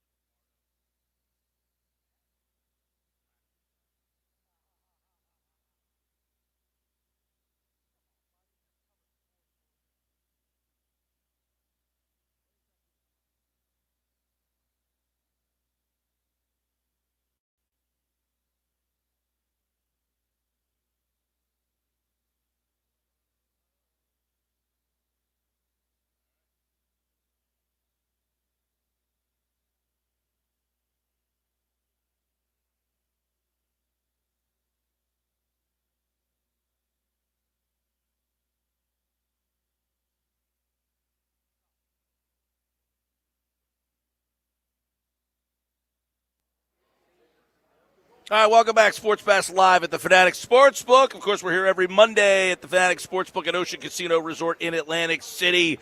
And the people are already filing in to watch the game tonight. I think it's going to be a great spot to watch Eagles, Packers, maybe the two best teams in the NFC. Right now, it's our outside view. It's brought to you by Broadlee's Plumbing, Heating, and Air Conditioning. Serving South Jersey since 1911, keeping your home comfort game day ready this season. He is the host of Believe in Packers. He's also one of the greatest Packer running backs of all time. And he's kind enough to join us right now. Now, I just asked a couple randos walking by here, and I said, Amon Green coming up next. Do you know where he went to college? And all in unison, Nebraska. So they knew it. They have it, and here he is right here. I remember him at Nebraska, but I also remember him as a great Green Bay Packer. It's kind enough to join us to talk a little outside view. Amon, what's up, buddy? Not much, Mike. How you doing? It's all good. It's this is a great matchup. The Eagles and Packers played twice last year. I want to get your thoughts on, obviously, the Parsons trade. Yeah. But what is different in your mind about this Packers team from the one from last year? Well, I mean, simple. Hey, they got 1 year of experience working together as a full team. Obviously, other than one person that we just mentioned, but they understand and they're inching down the line of understanding what they got to do throughout an NFL season, the endurance mentally and physically, and in certain game. And then I say the basics: play clean football against good. The better the teams, the cleaner the football you have to play. Because if you give up one turnover, that one turnover can be the deciding factor in the victory. So play clean football. And then obviously have the confidence in yourself to have whatever scheme you're going to attack a defense with offensively, and the same defensively to attack an offense or try to slow down an offense from getting points on the board. Know what you have, know who you are, and execute when you're out there on the field. Now, obviously, they brought Jacobs in last year. You know that position really well. Is the running game the same? And the Eagles are having problems run the ball with Saquon. All these free agent running backs who changed teams last year seemingly made big impacts. What kind of impact is Jacobs? Doesn't seem that his numbers are nearly the same. Yeah, and it's because of this, right? I learned this when I got traded to Green Bay, and then I kind of had a breakout year in 2000. And then 2001 was more of a breakout year. But as the season went on, I learned that other defenses, all the defense that we face, they're going to adjust to me, and my offensive line, what we do, how we work together. The thing that kept us going for those long tenures, we had a good 4-year stretch of good rushing offense. And what that was, the fact of, one, how we took care of our bodies, because my O-line, those guys were very in the weight room like me and got rest. And it's my own. And also one thing that's took it up a notch, we started meeting together as an offensive unit, not just the running backs, quarterbacks, wide receivers, our offensive line. It was just the running backs and the offensive line and the fullbacks.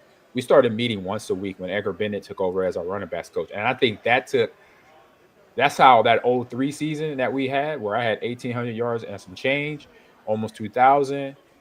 That year was the year before we took over doing that. And I think that we started communicating more. So I started to see what the offensive line saw and how I should run patient or hit it harder if it's an inside trap play or whatever. So then it was like we were talking to each other during the week, and then come game day, we didn't have to talk. We already knew, okay, on this trap play, if the defensive end or the three technique does this, ours is going to hit the hole. So this is what's happening for Saquon, for Josh. Teams are adjusting, but they're not adjusting with the teams. And that's why it's being a little bit tougher to run in the trenches right now for both running backs. Yeah, and, the offensive line, a big factor, too. Philly's had guys in and out, shuffling, and I think injury-wise and everything. Yep. Yeah, Juergens is out. He's not going to play tonight. Dickerson's been in and out of the lineup for Philadelphia. And then, of course, they changed right guard. And it's those three little pieces that you don't even think of all that much. Helps you get 2,000 yards as opposed to what you're doing this year. And I'm assuming, you lose a guy like Kraft, too. How does that change the complexion of everything in their offense? Because he is a huge weapon for them. Man, he's a magnet, right? And so he will attract defenders because the defensive coordinator, the linebackers know that, hey, man, if we don't stop this dude, he's going to open up their offense to us, and we don't want that as a defense. So Tucker being out, I know he's going to heal up well, can't wait for next season. But with him being out, now the defense is all right. Now, look, we don't have to worry about 86 running around, or 85, excuse me. running around. Now we could focus on number 8. We could focus on 12 or 10, and slow them down. And then we could put more emphasis on attacking the offensive line, knowing what the weak spots are, the back time being out with the back injury early, and the free agent coming in and being beat up as well from San Francisco. Those guys were going to, you know what? I will focus on that because that's their weakest points right now for just due to injury. They're not 100%. So let's stack up the box. Let's play. Let's do some strategy. Let's do some ET, some TEs in the middle. Linebacker play in the middle of that A gap and B gap that makes them work harder because they're injured and they're recovering. They're playing through it, but that's just one of the little your disabilities when you're injured and a team knows you're injured. Trust me, they're gonna come knocking on your door play after play.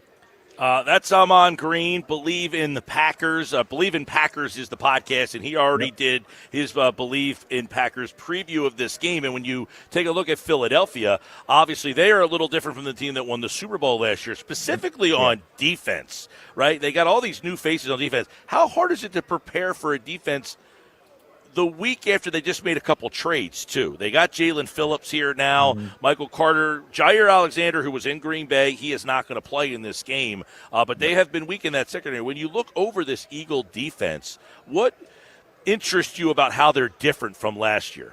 What interests me is the defensive front four that they had. I mean, there's only really one guy, I think, Milton Williams, who was one of the 3 techniques that rotated in and out with Jalen Carter. I think having him gone, just a little difference there. But Moru, Ajomu, he's looking well.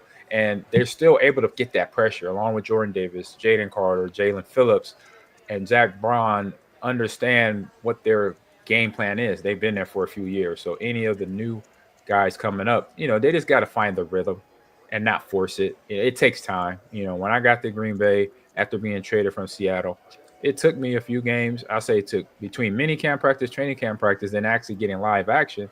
It takes you 3 or 4 games to really get in rhythm, regardless if I'm on offense or defense. If I was a linebacker, it would have been the same thing, understanding how my defensive linemen are going to work, how they're going to keep guys off of me so I could be the linebacker that I want to be, to hit the right gaps, to make the tackles, to read the plays if I got to go into pass coverage. So that is what's happening.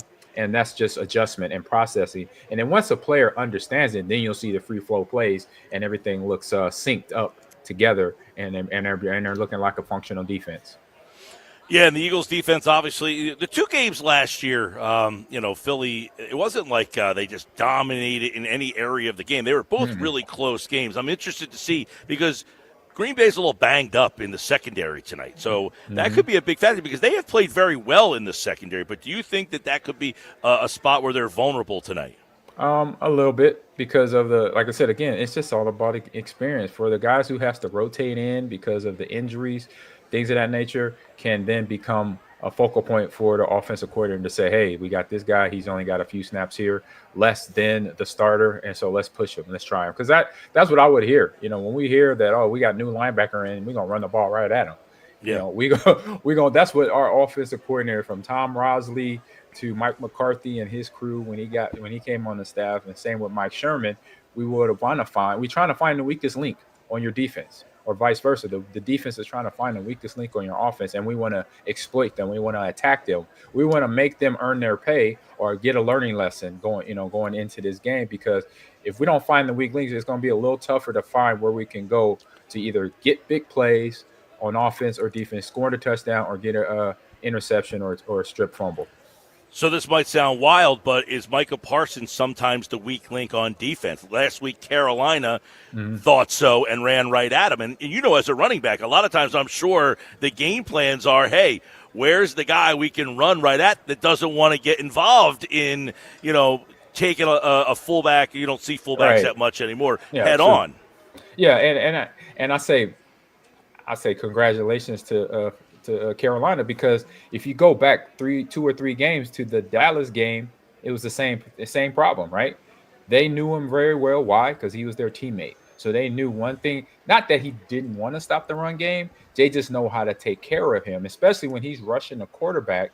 He's going to rush the quarterback so hard that he's going to pull himself out of stopping the run game for the defense. So when they saw that, so Carolina took that and said, look, if this is a pass rusher, we're going to find out if he's a run stopper and push the run. And so we saw Rico Dowdell and Hubbard run the ball effectively, but Rico getting majority of the lion's share of carries, and him, getting the ball in the end zone against Green Bay and it being a tight game. And I told people, look, I said, this Carolina team, it is a young team. That means they have athletes. And you got to remember, this is an NFL team. This is just not just a college D1 or a double-A school that just has some decent players that are playing against a better team, a superior team. No, this is still an NFL team. If you give them something to find where they could get a weakness in and try to win, they're going to, use it. And they explored it. What's his name?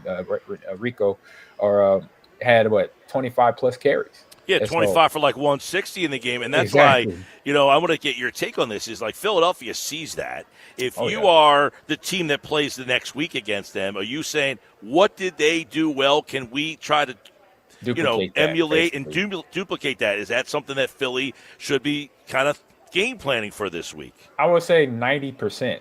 And then the other 10% is like, okay, if that doesn't work, then what's our other go-to thing? Because you got to do that. That is football in its essence. You find the weakest link and you exploit it. And if it doesn't work out, you get ready to pivot real fast in a game, because you always got to have a plan B. Your plan A is great. It's like, we're going to run the ball with Saquon. We know he's a little beat up, but we'll rotate him in with the backups and make sure we keep consistent runs coming at them, because we want to wear out the defensive front in terms of the D linemen to the linebackers, and then throw in play action, sprinkle it in, because then we keep the defense honest. So with that, that's what I say that would be the 90% game plan to go for Philly. And the only other edge is making sure you keep and if they do that, they'll keep the Packers fans out of the game, because then the crowd won't get so loud and it's getting a little chilly. But that ain't nothing to Philly. We know it's cold there too. So this is going to be definitely a tight game. The injury standpoint in terms of Packers offensive line will be, for me, the key things to focus on in watching this game. I definitely am interested to see. They're really banged up in this. I think actually, so Bo Melton has played wide receiver and corner. Like, they've needed to use him at both. Now, he's a kid from our area here, so we've been kind of following him, and it's like he's playing wide receiver one week. They might actually have to have him line up against like A.J. Brown this week. So that could be an interesting matchup. That would be interesting, and it's unfortunate. You got to have the next man up mentality, but obviously you want somebody there and to have the experience and have the confidence to cover whomever, not just A.J. Brown, but whomever. And that's one thing that Philly has, a well-rounded offense. Even though Saquon's beat up, they got a guy from an A.J. Brown to a Devontae Smith that can take the top off with his speed. And then you got Dallas Goedert underneath that. Oh, my God. He can – if you let him get the tight end going too, then he's going to hand out some stiff arms. And then he is a guy underneath coverage that can get open and exploit everybody, because the linebackers might get sucked up in play action, and then you got a problem trying to slow him down when he gets the ball and Jalen gets him the ball. So big statement game for Jordan Love. This is a big game for both these teams. Like, the winner is in the number one seed. The loser of this game, it's a very crowded NFC field. So this is a big matchup. And we've been asking, like, the Eagles are coming off of a bye. Good spot for them. But that loss last week almost makes it feel like a good spot for Green Bay to kind of refocus themselves to figure out who they are. You can't lose 2 straight games at home. No, you can't. And you don't want to lose in the NFC, as you said, with it being a traffic jam of going to the playoff in terms of seating position. You don't want to lose that power. You want to keep it in your realm, your control. And so, one, you got the motivation. Yeah, you had a loss. Now you want to come and get another one. But we got to earn this with a good, solid team. We got a team that can definitely run the ball. We got a team that can pass the ball. And they have this one play called the push-tush, or the tush-push, excuse me. And so you got to be ready to stop all that and know that this is not a game that they could just – I say no game in the NFL you could say, hey, we got this. No, you got to play it for 4 quarters. And I believe they know that. And so right now, again, really solid team. I think Philly is almost getting in cruise control mode, because they've been – in this part of the year a lot and know what it means, because once you understand as a player that November football is playoff time football. This is when playoff time starts. It doesn't start in December. If you think it starts in December as a player, you're late to the party. It starts now. So they know that. And so they playing with confidence, and they understand we got to play clean football home and away to keep our seeding high so we get where we want to be come December and January. Check out the Believe in Packers for more of all the breakdowns, how they think, how Amon thinks the defense can keep Jalen Hurts in check, and all that and more. You can listen to the game tonight on 97.3 ESPN. It's Amon Green, a Green Bay Packer great, and, of course, host of Believe in Packers. And if the Eagles and the Packers, the winner of that game tonight, has a nice jump on the number 1 seed. The loser is now in the pack of other games there. So crazy NFC. Seattle, Rams, Detroit, San Francisco, Tampa Bay. There's a lot of good depth in this NFC. Amon, always great to catch up with you, man. All right, Mike. Thanks for having me. And yes, I always have a good time on the show. Anytime. Absolutely. There's Amon Green, a Packer great. He mentioned 1,800 yards. What he didn't mention is he had 15 touchdowns that season as well for the Green Bay Packers, and he's always kind enough to give us some insight here on the Sports Bash as the Eagles and the Packers renew their rivalry. It's the third time those two teams will play in about a year time. They played twice last year, once in the playoffs, and now again. Also, keep in mind, we'll get the injury updates coming up. I don't know when that injury report's going to drop with the inactives. We probably won't get it before we get off the air. But Tucker Kraft, we know, is out. But Lucas Van Ness will miss a 4th straight game. Nate Hobbs has been ruled out. Matthew Golden, and he's one of their receivers, questionable for the game. So we'll see. For Philadelphia, Cam Jurgens is out. Jacorian Bennett, Willie Lampkin, and Nolan Smith questionable. We'll see what ends up happening with Nolan tonight. Anticipation is that he will play.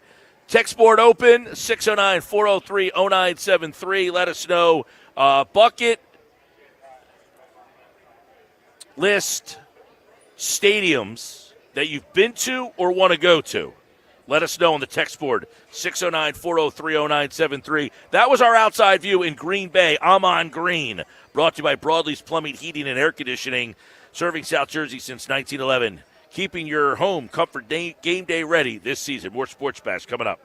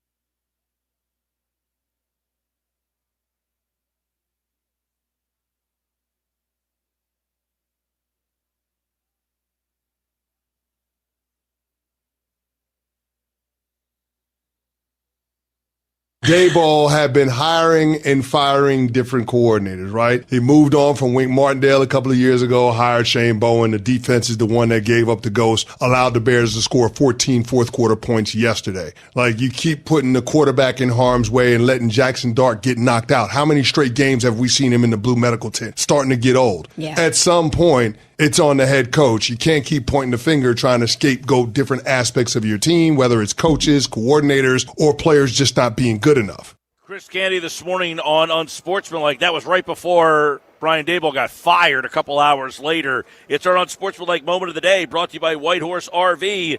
Find fall closeout savings on 2025s and select pre-owned RVs. Shop now before they're gone. Whitehorse RV, your RV adventure starts here. So nothing he said there is really wrong. The Daboll thing is very interesting.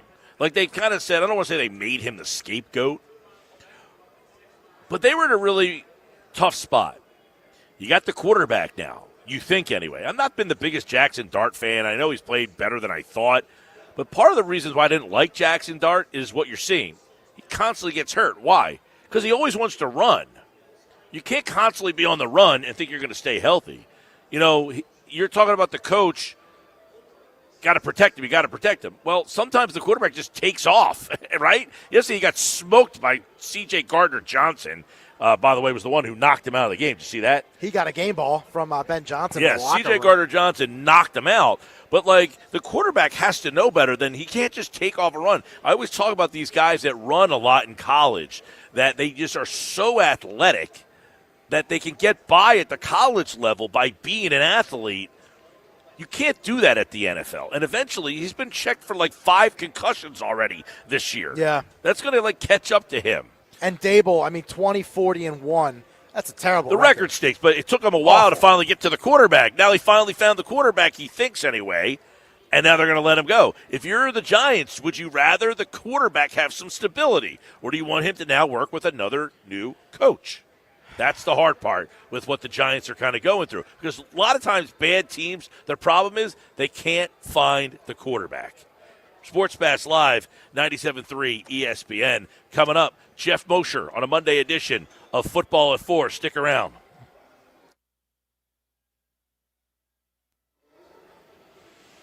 And that sounded right there as our 99 bottles. Cue to call. Caller 7 right now, 609 573-3776, 609-573-3776. Your cue to call, caller 7 right now. You're entered into this year's 99 Bottles Party. It's our biggest party of the year at Maynard's at Margate. You can win all sorts of great prizes like Eagles Club Box tickets, Sixers tickets, Flyers tickets, concert tickets, show tickets, memorabilia, and more. 99 qualifiers, 99 winners, 99 pairs of tickets. It's all happening at Maynard's at Margate on November 26th, Wednesday before Thanksgiving. You must be present to win. Caller 7 right now, 609-573-3776. Good luck. Mosher next. Football at 4.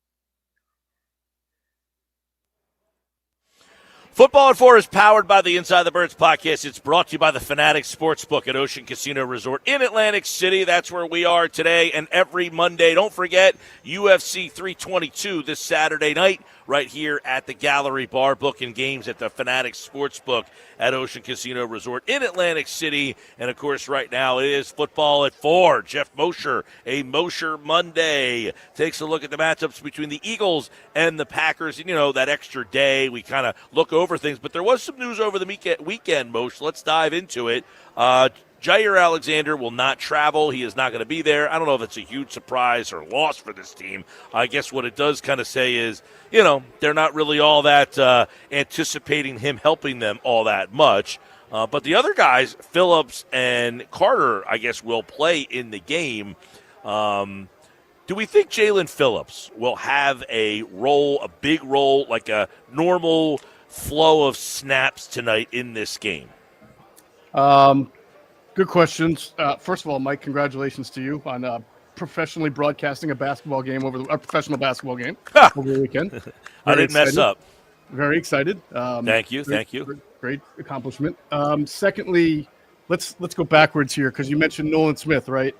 He has technically not yet been activated. No. Jair Alexander. Oh, Jair. I thought you also said then Smith and Phillips were going to play. No, Carter. Okay. We'll get into that in a second. Yeah, so Jair Alexander, look, I think it should be noted that he popped up on the injury report as coach's decision / knee because he said he felt healthier than he's ever been. But the knee is the reason that his conditioning wasn't right, that he couldn't get on the field for the Baltimore Ravens. And obviously he's only been with the Eagles for a week. And they play a specific style of zone coverage that we talk about, the match, carry, deliver concepts that are not just really easily learnable in 1 week. And if you haven't played in that kind of system before, then it's difficult to go out there and know your assignment. So it looks like he's going to need some time both to learn the defense and also to make sure his knee is right. And that was the whole thing. It's like a dart throw. He may never be right. He may never see the field for the Philadelphia Eagles. And if he doesn't, I mean, no harm done as far as what they gave up. But that's the situation with him. And obviously, I expect Jalen Phillips to play a pretty decent amount tonight. I mean, he's got no restrictions, no reason to scale back. I mean, he's part of a pass rush that is pretty good here. Vic Fangio tends to rely on the 3-man rotations. So you imagine that the starters will be Jalen Phillips and Jalix Hunt. And, we'll see if Uche gets in there. And again, they have time here to activate Nolan Smith if they want to. They have 52 right now on the roster. Yeah, I believe he did go with the team. He did say, and he said he was going to play. Yeah, he did say he was going to play. But you know what? There are a lot of guys that have said it's not really his decision. I've heard that before, and guys didn't play. Well, like tonight, you would think Jalen Phillips, if he practiced all week and he knows Vic's offense, do you see any reason why he would be limited in terms of snap count? Like, hey, you're here, you know the defense, you're going to play how we envision you playing. And which player is that? You're saying Phillips? Jalen Phillips, yes. Yeah, no, I mean, like Vic is not. He's not Jim Schwartz at all. He is not. Let me get like 8 edges in there and rotate them all. He's of the mindset that if you're playing and you're playing well, and look what he did with Zadarius Smith that first game, and then like when Azeez Ojulari played that first game and he was playing well, they kept throwing him out there. So I don't see any reason for them, especially in a big game. You're going to need some pass rush, and this is a guy who's been healthy this year and productive. So play him as much as you can play him. I imagine that'll be Vic's mantra. And I'm very curious to see what goes on with Michael Carter. I imagine that I would suspect that they'll start the game with Cooper DeJean will play outside corner and base. He'll move into the nickel, obviously. And then the outside corner and nickel, I suspect will either be Keely Ringo, maybe Adoree Jackson. And then maybe if there's a dime package, we'll see Michael Carter, or maybe we'll get surprised and we'll see Michael Carter play some nickelback and DeJean on the outside. That's an unlikely scenario to me, but it's possible. Yeah, and, I want to get your take on the one thing about the Packers to me is, like, they don't have that number one wide receiver, right? Like, there's not that guy, and then Kraft goes down. What do you think of the matchup of the secondary against their passing game? I think that you're right. I think you're nailing on. They're down significant number of weapons. Jaden Reed from the start of the year is not with them. And Tucker Kraft, who is arguably having a top 5 tight end type year and is that kind of player, is out. They're banged up with Matthew Golden, their rookie. It sounds like he's going to play. I know their other rookie, Savion Williams, is banged up. So right now you're looking at their top 3 receivers, and you're looking at Romeo Doubs, good player, Christian Watson, who I think has been really good in the 2 weeks that he's been back. He's been a deep threat. He's already caught like 2 or 3 balls over 20 or 30 yards. So that's a guy that tonight you're watching to see how the Eagles handle him. And then after that, you're looking at like Dontavian Wicks, if he can play, and see what he can give you. I mean, it's not a bad receiving core, but without Kraft and without Jaden Reed, they're certainly not where they want to be. Yeah, it feels like a pitching staff with a lot of number 2s and 3s. Like there's no ace of staff here. We just had Amon Green on, and he talked about Josh Jacobs and the run game. And, he doesn't much like Saquon. And he talked about it. He said, the one year I had 1,800 yards. And then the next year, it was a lot more difficult as teams kind of tried now to say, you're not going to do things. So I'm interested to see if they try to establish Josh Jacobs in this game and get their running game going. Because you would think Philly will try to get their run game going the way that Carolina was able to run the ball last week against the Green Bay defense. Yeah, and real quick, Mike, to your point, Nolan Smith was just announced to be activated to the 53-man. Now, all right. Again, they don't have to make a corresponding move. They were down 52. It doesn't appear as if Ja'Cory Bennett then will be active, or else they would have announced it. So It looks like they'll have till, I think, the 11th or 12th. Well, what's today? Today's the 10th. Yeah. I think they only have 1 or 2 days left to get him on the 53, which you imagine will come in that time frame, unless there's something wrong and they just shut him down longer. So, they'd have to shut him down for the year if that were the case. So anyway, so back to your question about Josh Jacobs. Listen, this is Matt LaFleur's deal. He is considered I like Matt LaFleur. I think he's a really good head coach, but he is conservative. And in that he likes to have that heavy run balance. And when you lose Tucker Kraft and you're already down Jaden Reed, you imagine you want to run the ball if you can as much as possible. So, but they haven't really ran the ball kind of like the Eagles. They have not been as effective running the ball lately. I think Josh Jacobs is under 4 yards per carry, which is not normally his style. He's not the explosive runner that Saquon is, but he is a grinder, and he's a carry a bunch of guys runner, and he can catch the ball pretty well. They're going to have to figure out a way, the Packers are, to be able to lean on him and get him to be more effective, for their offense as a whole to be more effective. Real quick, I want to go to the Nolan Smith. They are activating him to the 53 and elevating Patrick Johnson for the game. With Phillips here, who do you think that affects the most, Nolan or Jalix? I would think Jalix Hunt. That his snaps will get scaled back a little bit? Well, I mean, you're asking long-term more than tonight, right? Just for the season, for the big picture here. Now that Jalen Phillips is here, you would assume that he's going to be, I don't want to say an every down player, but you just talked about it. They don't he's out there. Good point. Let me rephrase that or re-answer that.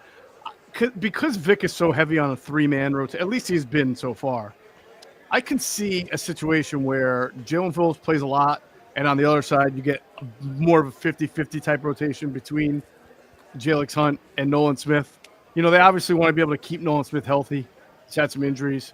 I think really the people most impacted are the Uches, Ojulari, who's on IR right now. I mean, Ojulari could become a release candidate by the time he's ready to be healthy, especially if they want to have Ja'Cory Bennett back or Willie Lampkin or somebody else, right? So I think the backups, Uche, and obviously Patrick Johnson's just going to be there for special teams. And Brandon Graham, I don't know. I really don't know how many reps Brandon Graham is going to be able to give them or get on a game-to-game basis. Right. Well, and Brandon's not obviously a release candidate. He's going to stick around. So you're right. Yeah. Somebody else might have to be the odd man out there. I'm really going to look forward to the snaps for Phillips and how they use him, and then whose snaps go down. Because the other guy would be Jahad Campbell. What kind of role do you see him having? Man, it's not. I don't see any nickel end role for him. I know he's practiced in that lately, and that means, pass rusher, outside edge rusher, and a 4-man front. I don't see that happening with all the bodies that they got there now. and I don't see him getting full-time snaps at off-ball linebacker because Nakobe Dean does such a good job of just having the defense stabilized, getting everybody lined up. That not only eases your front end, it eases your back end as well. So I don't think he's going to just sit on the bench and collect dust by any means, but I think there's going to be a timeshare there with him and Nakobe at off-ball linebacker. But unless there's, you get some injuries again at edge, I don't see Campbell really factoring in. Maybe on the 5-2 front, he comes down and plays some edge against the run, but that's not a pass rusher role. That's just an extra body to create a 6-man surface. Yeah, and listen, yeah, we'll see. The Eagles' defense kind of the two games last year. It was kind of two different games. The first game was a little bit more. Obviously that's the first game of the year. You're on a different surface in Brazil. The playoff game, they played much better and kind of dominated the game defensively in that one. I'm wondering 4 turnovers, I think, in that game. Yeah. Yeah, and the Eagles, by the way, have only 3 turnovers the whole season this year, which is unbelievable. And I said, if you're Philadelphia, we talked about this with Amon Green, is, okay, you saw the opponent the week before run 26 times for 160 yards. You're the running back saying, hey, coach, let's try to watch what they did and do that and try to take some plays out of that playbook and go that way. You wonder if Philadelphia, which has been going under center more, does say, let's turn around and get Saquon going again for a second week in a row and try to emulate a little bit here. Yeah, and that has nothing to do with the Packers game against the Panthers last week, and everything to do with who are the Eagles, what do they want to do, what are they to succeed, how do they want to live, and they want to have that run game. That is their bread and butter, and they were excited about the return of it against the Giants going into the bye, and yeah, they're going to want to do that again. Even if they come out throwing a little bit, trying to loosen up that Green Bay pass rush, they're eventually foundationally going to want to be a strong run game. That's why you have that line in Saquon Barkley. By the way, the Packers have been a good run defense. That if you watched the Panthers game, right, and knew nothing about the Packers, you would think Jordan Love is not a horrible quarterback, but a very dangerous risk taker, and that the Packers have issues against the run. But they actually rank high against the run, and Jordan Love, for the most part, has only thrown, I think, 3 interceptions this year. He's not the guy who used to be counted on for a weekly interception like he was at the beginning of last year and the year before. Yeah, and listen, I've been kind of down on the Packers more so than everybody else. I feel like the Parsons trade elevated them to a level that maybe they're quite not at. And last year, everybody loved them, and they got knocked out right off the bat here. And I think last year people elevated them. They got beat. And then this year they made the Parsons trade, and that elevated them to a level that I don't think they can reach. Yeah, I put my hand up. I was there. I thought that they were one of the top teams in the NFC. And then when they beat the Lions in the season opener pretty convincingly, I looked at them like, oh, yeah, they're for real.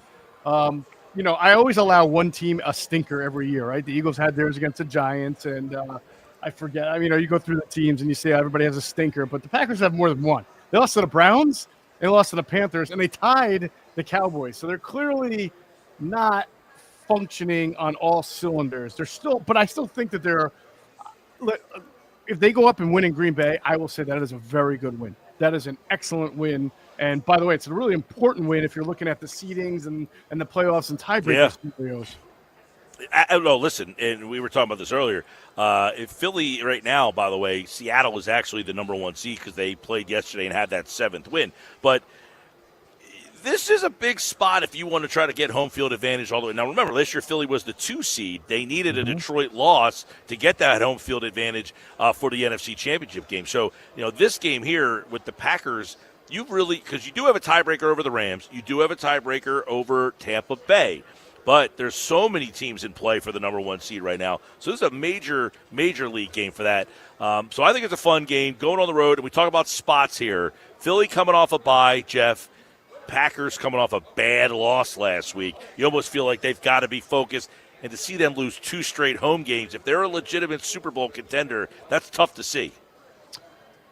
Yeah, that is tough to see. It's funny. I was doing some of the, what would the playoffs look but right now if the Eagles won this game and lost this game? And just either way, you remember last year the wild card was, the 2 wild card teams were good. The Commanders were a 12-win wild card team, and the The Vikings were, I think, a 13-win wild card team. And here you look, and right now, if Seattle wins that NFC West, you got the Rams and the Lions as your top two wild card teams. Those are probably teams that are going to win 11 to 13 games. And the Bears right now are 7th, and they look pretty good. So a really important game, a significant game, but also a lot of football left to be played. That NFC West has got to figure itself out, and the NFC North has got to figure itself out. But either way, the NFC looks pretty tight.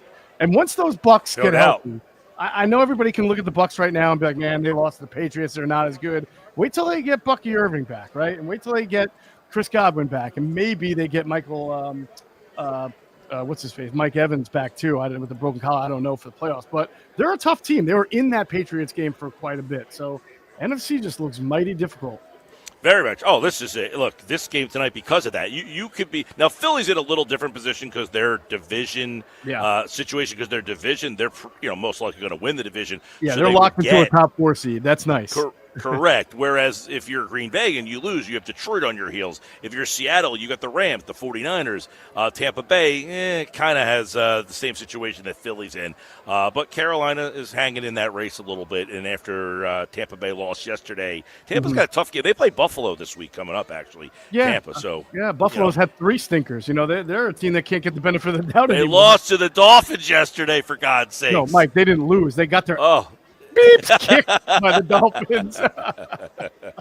All right. Well, obviously, when you have that extra day, especially coming off a bye, it's been a lot of talk and breaking this whole thing down. But ultimately, a lot of people think that the Eagles are the better team, but this is a tough spot for them. Do you agree? Yeah, I think. Well, I think that I think the NFC is weird. I think that the 2 teams that have the most talent are the Eagles and the Lions, when you just look at blue chip talent in the NFC. But the teams that are playing the best football by far, the Seattle Seahawks are playing at a level that is just unreal right now. So they're just playing really good ball. And I thought Tampa Bay, before the injuries, was playing like almost ahead of its actual 53-man roster talent. They were just playing on another level, and then they got a bunch of injuries. So, yeah, I think the Eagles are more talented than the Packers from top to bottom. But that doesn't always mean anything. They're way more talented than the Giants, and they lost by 17. All right, well, Moshe, we'll break it all down Wednesday when you're back here. And, of course, they're right back at it. The Eagles are. They got to play the Lions on Sunday night next week. So we'll see how these 2 games unfold. It's going to be a big stretch. Packers tonight, Lions on Sunday, followed by Dallas, and then Chicago on Black Friday. It's a tough month for Philadelphia in the seeding game. We'll see how it all unfolds right here on 97.3 ESPN. Remember when everybody thought the first 5 games were the gauntlet, and then but you just never know who's going to be. Like the Cowboys can score a lot of points. The Bears are looking good, so it's back to the gauntlet. Yeah, and the Cowboys actually got a defensive player that can walk and chew gum. Yeah, how about that? By the way, the Jets won yesterday without the 2 guys playing defense for them. How about that? This has been the most. I know we say it every week. It's a week-to-week league, but I feel like this year more than ever. For whatever reason, I've been following the Falcons every week to see what they do. They are the craziest team I've ever seen. The Falcons will play awful for like 2 weeks, then they'll play pretty tough. They'll beat they beat the Bills, then they go and play the Colts tough, blow it. But that's like they are and the Panthers. The Panthers and the Falcons are a microcosm of the NFL this year. They don't make any sense. How do you lose to the Saints at home after you beat the Packers in Green Bay? How? How is that possible?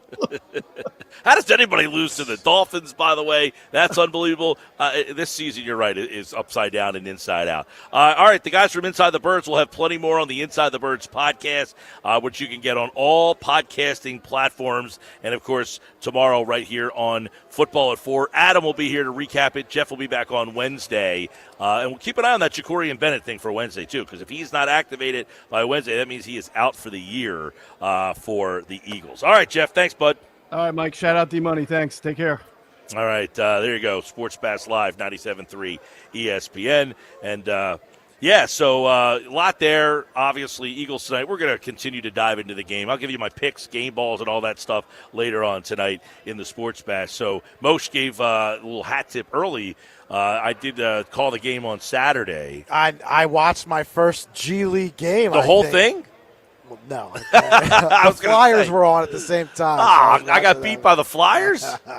Yeah, that was fun. That was a good call. Thank you. Yeah, I called Blue Coats and Knicks. It was kind of cool, though, like doing the game and getting to say Knicks. Yeah. You know, the fact that they're called the Knicks, the Sixers, the G League team is called the Blue Coats, but the Knicks G League team is actually called the Knicks. So getting to, like, say the Knicks, like, you know, it's kind of a neat situation. I noticed real quick that during the game, the Sixers, they have their same, like, sound effects, right? Like when a player goes to the line, they play, like, their same Oh, I wasn't paying bells attention and whistles. to that. Wasn't paying attention to that, Oh. but it was cool. I mean, getting to do a professional basketball game. Listen, I had never in a million years would have thought that I would have got a chance to do a play-by-play for a professional basketball game. I know it's a G League game, not an NBA game, but it's a professional basketball game where guys are trying to make it to the NBA. You know who played in the NBA G League a couple of years ago? Isaiah Hartenstein. Oh, wow. Yeah, he was a G League making guy. Big money now. So, you know, and there's guys like that just trying to get to the league, and sometimes they fall through the cracks. But never in a million years would I have ever thought I would call a professional basketball game. So it was one of the cooler things that I've ever got to do. And there's more coming, right? More games coming. Yeah, I'm calling next Saturday's game. Oh, I like that. I'm doing a handful of games this year. I'm doing I got 5 or 6 on my schedule right now. But my schedule's tough. I mean, they play during the week a lot. I can't do those games. So this Saturday I'll be on. I think that game is on Roku. I'll update you. But, yeah, for the people who reached out, there is a highlight if you want to see the highlights. It's on YouTube. Just put in Delaware Blue Coats, and they have the whole highlight package. It's like a 7-minute highlight package of some of the calls of the game. Dee Lynham is my broadcast partner, so she's been on the broadcast for 10 years, so she does a great job of kind of giving you the backstory and all that stuff. So thanks, Jeff. Appreciate it. And all the people who did reach out and actually watch. There was a guy who always messages me on Twitter. He was sitting behind me for the game. A couple other people that messaged me that said they were watching. Said, hey, it's like you. Never watched a G League game before, but this is kind of cool. So I appreciate all the support out there, everybody. All right, when we come back, Nuggets, I think he was watching. He texted me a picture of his television locked on CBS Philly on Saturday afternoon. More Sports Bash coming up. The Nuggets are next.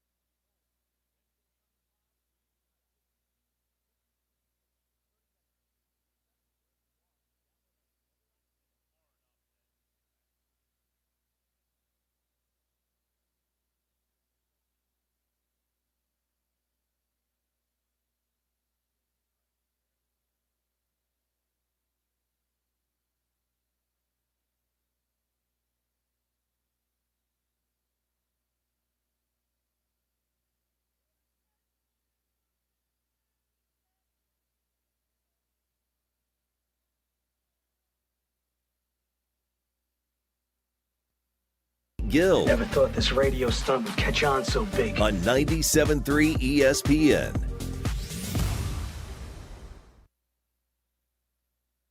All right, Sports Pass Live, 97.3 ESPN at the Fanatics Sportsbook. So, this is Collective Soul. Oh, are you going to see them? No, I already saw them here okay. at Ocean. I'm going to see Bush. Bush, that's who it is. Yeah, Bush and Soul Asylum. Same thing, 90s band, 90s rock band. So I went to the concert, saw Collective Soul live and Our Lady Peace. I had such a good time, and the group of people that I went with were all going back to see Bush and Soul Asylum. December 13th, right here at the Fanatics Sportsbook. I got my tickets. We actually had 2 more people to the group that want to go now. Really? Yeah. Oh, well, tell Gavin Rosdale I said hello. You know, he was married to Gwen Stefani. Gwen Stefani. Yep. Not anymore, right? No. She was messing around on him. Oh, right, with Blake Shelton. I guess so. Yeah. All right. Allegedly. Time for the Nuggets. Don't forget, when the Eagles win, you win a free order of spicy tandoori chicken wings for dine-in customers. When the Eagles win tonight, stop in tomorrow at the Nizams for a free order of spicy tandoori chicken wings. They also have a great buffet for lunch on Friday, Saturday, and Sunday, and a great banquet space that can seat up to 100 people for private events and celebrations. Let's celebrate today's edition of Nick's Nuggets. Nick Earnshaw is the host of the Shift podcast, Earnshaw Radio. Now, what's going on with Earnshaw Radio tonight up against the Eagles? Yeah, tonight we're going to do a little pregame on Earnshaw Radio tonight. So we'll get you set. Probably about like 7:30-ish. We'll jump on for a couple minutes and get everybody's thoughts before the game gets going tonight, Mike. Okay, well, check that out on all of the Earnshaw socials and, of course, Earnshaw Radio Monday nights. All right, let's get it started. Let's get into these Nuggets. Nugget number 1, the Eagles offense. They take on Green Bay tonight at Lambeau Field. Going to be sub-freezing temperatures. And guess what? Jordan Love, pretty good in sub-freezing temperatures. He's 3-0 according to ESPN Insights with 5 touchdowns, no picks, and a 70% completion percentage. Jalen Hurts, 2 starts, no touchdowns, and 2 picks, 56% completion percentage. So a little interesting, to say the least, going into this one. But I want to play something from Dan Orlovsky. He had an interesting little nugget on what this Eagles offense needs to continue to do and what they have found in themselves. Take a listen to Orlovsky. This offensive line this year seems like one that wants to go people than around people. Last year, they were going around teams because it was the style of their run game. I think it bodes well for them to go at people. I absolutely believe it's their recipe for them to be the best version of themselves this year offensively. So with that being said, last game against the Giants 2 weeks ago, before the bye week, they had a very nice rushing day with Saquon Barkley, and he thinks they need to continue to just run at opponents. Mike, your response to that little clip? Yeah, we had Amon Green on earlier, and he talked about that, the fact that he had an 1,800-yard season with the Packers in 2003. He said the next year it was a lot harder to try to find yardage because teams now said, hey, look what they did last year. Let's try to take that away. But last week we saw the Panthers run all over Green Bay, and I think that's the recipe again tonight is try to find wherever number 1 is on the field, Micah Parsons, and run right at him. I think the run game is a big part of the game tonight. It's going to be cold, by the way. But I definitely hope that the offensive line has its little mojo going now. So I would agree with what Orlovsky said there. Get the offensive line, get this run game cooking, and go find Micah Parsons and his, weak run game defense ass. Go find that dude, number 1. Yeah, listen, I think tonight, especially with the numbers of Jalen playing cold temperatures, it's Lambeau, going to be really cold. You got to run the rock, and you got to run it with Saquon Barkley. Find him tonight, right? Find Micah, like you mentioned, and run right at him. That's what they need to do. No Cam Jurgens tonight, by the way. So you're probably going to see Jalen line up under center, which I have enjoyed seeing him line up under center as well. Keep the Packers off balance and get Saquon involved. Even get him involved in the pass game. I'd like to see them get him involved a little bit in screen passes, right? Get him out in the open field and let him cook. I think that could be an X factor in tonight's game if they pass the ball to Saquon in the screen game as well as rushing. Yeah, and listen, I definitely think we saw a little bit of the screen game a couple, times. They can get that going. Tank Bigsby, see how many carries he gets. I was just going to say Tank Bigsby. We saw him kind of take off in the Giants game 2 weeks ago. We'll see if they stick with him and get him more touches. Yeah, we've been talking about that a little bit on the locker room as well with Tank. Tank had over 100 yards against the Giants. I know it was kind of in garbage time, but he looked really good. They can get him involved tonight as well. It doesn't have to be all Saquon. Tank looked really good, and if they could push Tank out there and get him into open space, I think he might even score tonight. Do I go ATD on that tonight? Really, him or A.J. Dillon? A.J. Dillon, former Packer, maybe you get him a nice little touch. I don't know that by the Dillon's goal line. going to be activated tonight. I think you don't believe so. I think even if he's at Lambeau against his former team. No, I don't believe so. And we talk. I'd like to put maybe $5 on that. I'll take that bet. Wow. Okay, let's do it. All right. Cheap seats, Pete, and Mike Gill with a bet on the Nuggets. A.J. Dillon's not going to be active tonight. Out. Pete, we talked to Scott Grayson I think it was last week, and he's like, Tank took his job, man. I mean, he essentially. Well, I'm saying for a one-off, he's back at Lambeau Field. It'd be nice to get him activated, get him on the field. It might be a nice story, but Barkley's not going to be inactive. Bigsby's not going to be inactive, and I would imagine Will Shipley will not be inactive unless I missed that Shipley's hurt this week. They'll be your 3 running backs tonight. Yeah, that's what it seems like. Could be wrong. Tank's going to get the ball. You owe me $5, by the way. you owe me $5. I'm not going to pay you $5 until I see that inactive list. Until it drops. All right, I'll take Venmo, by the way. And when you Venmo me, I want to put an idiotic symbol on that. Now, Mike, that's a message you can heart on Venmo when he sends you the $5. That's a message you can heart instead of like. Okay, I will. That one was the easiest $5 I ever made. You think that's a bad bet? He's not even listed as among the rushing yards here tonight. Damn it. Bigsby, by the way, over under 15 yards. I'll take over on that one. I like the over on that tonight. Plus 205. I think I might take that. Yep. I think I might take it. All right. Yep. There it is. Birds and Packers tonight. All right, let's move along. Let's talk about the Philadelphia 76ers with and without Embiid. I went to the game they had Embiid. I was up in the nosebleeds. Pete G, Cheap Seats Pete, back up there. I was with my podcasting partner from the shift. Had an absolutely great time. But they won that game. But last night, they couldn't get a win against old Tobias Harris, who was sitting on the bench and did not look thrilled when Tyrese Maxey hit a 3-point shot. However, the Sixers did lose that game. The story of the Sixers is really the injuries and with and without Embiid. And they have played so many back-to-backs already so far, Mike Gill. It feels like, they have 3 in the last week. That was their third. Last night was the third. I mean, the NBA, come on. You're really going to schedule 3 back-to-backs to start the season? I mean, just ridiculous. Embiid's not going to play on those back-to-backs. They're going to manage that left knee, which I am all for. But this is going to be the story of the Sixers throughout the season, Mike. And the injuries play a role with him not being there, as well as Paul George still being out. We don't know where he is at. And Dominic Barlow, he's out too. So they're going to have to mix and match throughout the season because of managing these injuries throughout the year. And by the way, Jared McCain still does not look like himself yet. He's going to take some time, I think, to get his feet under him. But they're a really good team who have trouble rebounding and have trouble playing defense in transition.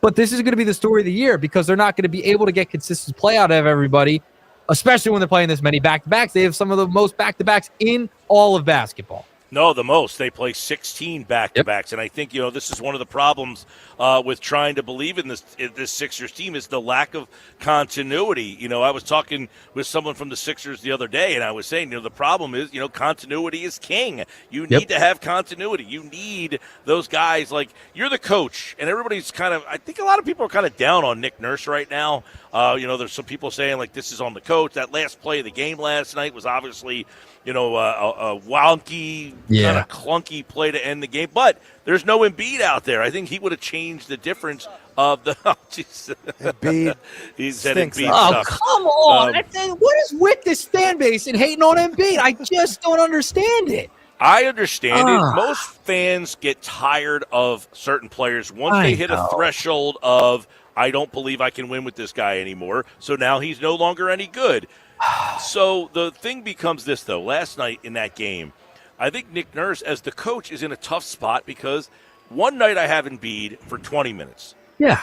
I don't know how I'm going to use those 20 minutes. One night I don't have Embiid at all. Then the next night I have him for 25 minutes. Then I don't have McCain. Then I do have McCain. I don't have George right now when George is back. So he's going to have this hard, he's going to have to figure out how to implement these guys, but there's going to be no continuity. Probably, I don't know, when's Embiid's minute restriction going to get pulled? I don't know. Right. Nobody has an answer to that question. Jared McCain obviously does not look like himself. He's a guy that I really was excited to see, and I thought he would give him a nice jolt offensively and a guy who can hit shots, and he doesn't look the same at all. He's got that big, clunky knee brace on. He hasn't even scored yet this year in the 2 games. They didn't even end up using him on Saturday night. They ended up playing Eric Gordon before him last night. So Nurse is in a tough spot. In terms of he doesn't have the continuity with his rotations. You want to try to find the continuity in the rotations. You can't when you don't have the same guys every single night. By the way, Dominic Barlow's a guy. Remember, he started for them the first 2 games. Well, he hasn't played since the second game of the season. So that stuff is part. But Embiid the other night, look, think about this. If he's there in the game against the Pistons, they win. They probably win, and I'll tell you why. Everybody's like, they're so much better without Embiid. They're so much, fun. They get up and down. That gets old pretty quickly. And one of the things is how long – you're already seeing VJ Edgecombe is not a 30-point-a-game scorer, which we didn't expect. Quentin Grimes is a very inconsistent player. Kelly Oubre's having a great start of the season. But without Embiid – it puts way more pressure on Maxey. And last night, Kelly was bad, by the way. He was not good shooting. He was not good, That's Kelly, the experience. last night. Exactly. So you need Embiid to kind of give you a different and a second option from Maxey. I think Maxey is still the main scorer, but you really need Embiid to be the secondary scorer. And you saw that on Saturday night. When he scored 29 points in that game, the defense of the Raptors don't know, should I go to Maxey and double him? Should I stick with Embiid and double him? And that's the 2-man game of 2 elite players playing off each other. And the more they play together and the more they play off each other, the harder they become to defend. And that is why Embiid is such a key for Maxey's development. Sixers fans should want Embiid. Forget Embiid as an MVP level player. I don't know that he can be that player anymore. But you should want him out there because he should make Maxey closer to an MVP level player.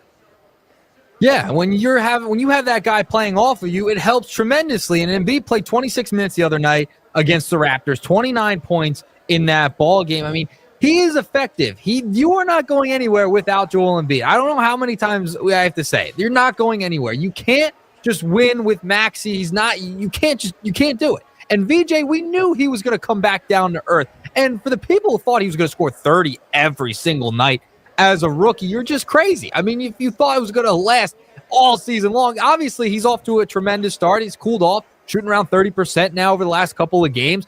But he is an important key to this too. But you got to get McCain involved. You got to find all these players to get involved. And it's such a tough job for Nick Nurse when you're not having the same guys play every night. So I think the criticism is a little unfair to Nick Nurse because he doesn't have those players every night. My question is, how do we get off the mindset of, it's the second half of the back-to-back, we don't have Embiid, so it's a scheduled loss? Can we get off that mindset of it's going to be a loss 16 times this year? Well, I thought last night they competed in that game to the point where they really should have won that game last night. I mean, so that was a game that I think most people going in felt, they're probably not going to win this game tonight. No Embiid.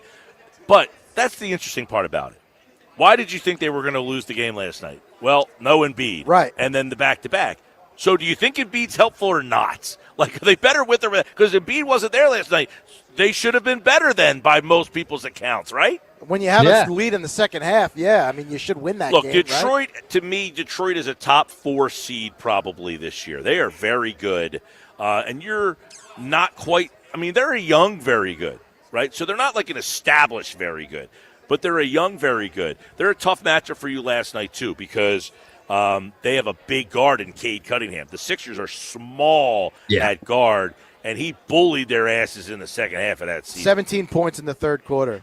Yeah, and they've had trouble in the third quarter. I'm glad you mentioned the third quarter, Pete, because this is a team that's struggled mightily coming out of the half for a majority of the year and a majority of the games this year. So that's something you have to clean up. In transition, not very great defensively, right? So you're going to hope when Paul George somehow comes back, he was supposed to meet with doctors over the weekend. We still don't really know much about that. You hope he can help defensively when he comes back into this lineup and give you something. My expectations aren't sky high for Paul George, but hopefully he can give you something on the defensive end in transition on the perimeter to help defend some of these guys because they are really small, especially when they go with those 3-guard lineups of Edgecombe, Maxey, and Grimes. My expectations for George entering the year were kind of minimal. My expectations for him have actually gone up now, now that I've seen what else they have. And it's going to be fascinating to see how Nick Nurse implements him, right? Like, he's got a hard job here.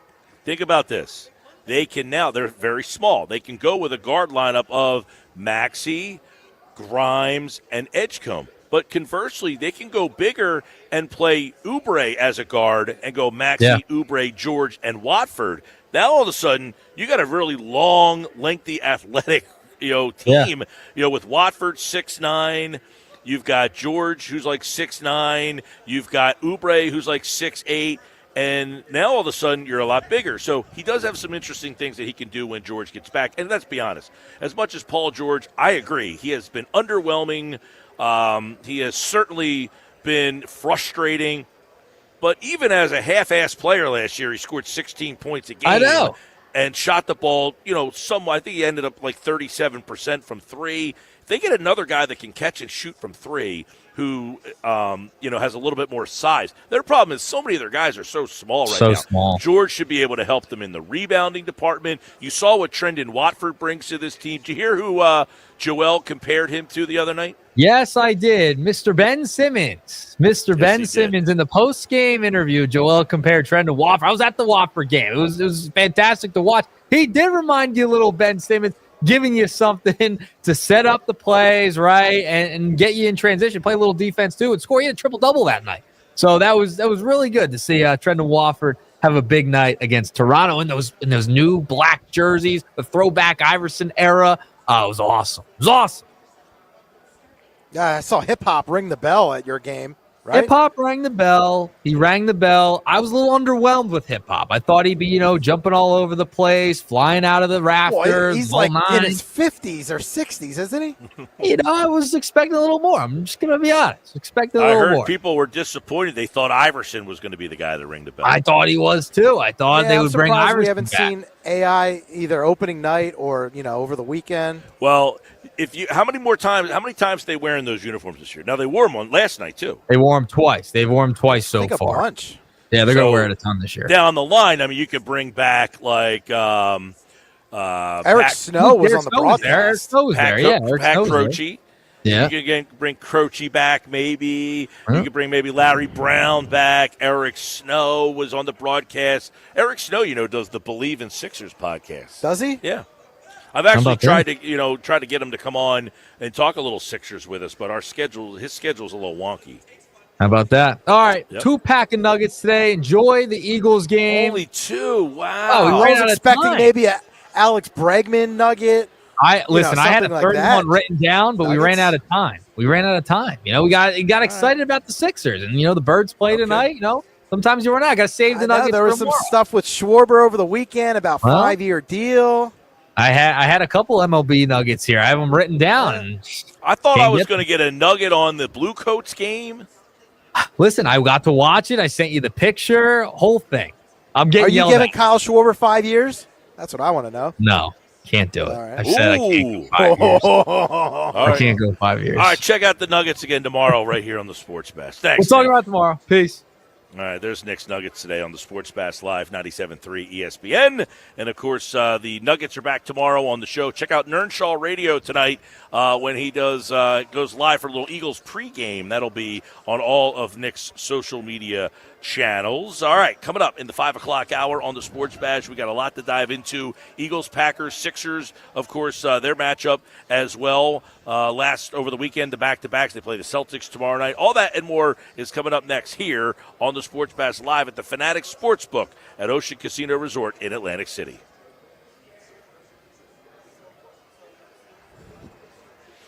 Hey, there's your cue to call right now. Be caller 7, 609-573-3776, 609-573-3776. Your cue to call right now, caller 7.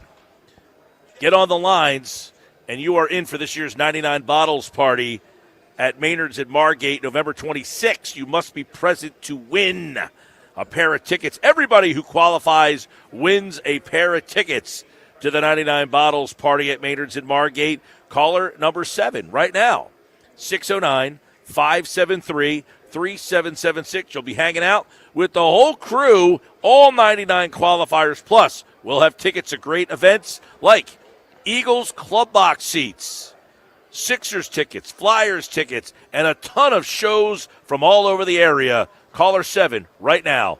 Good luck.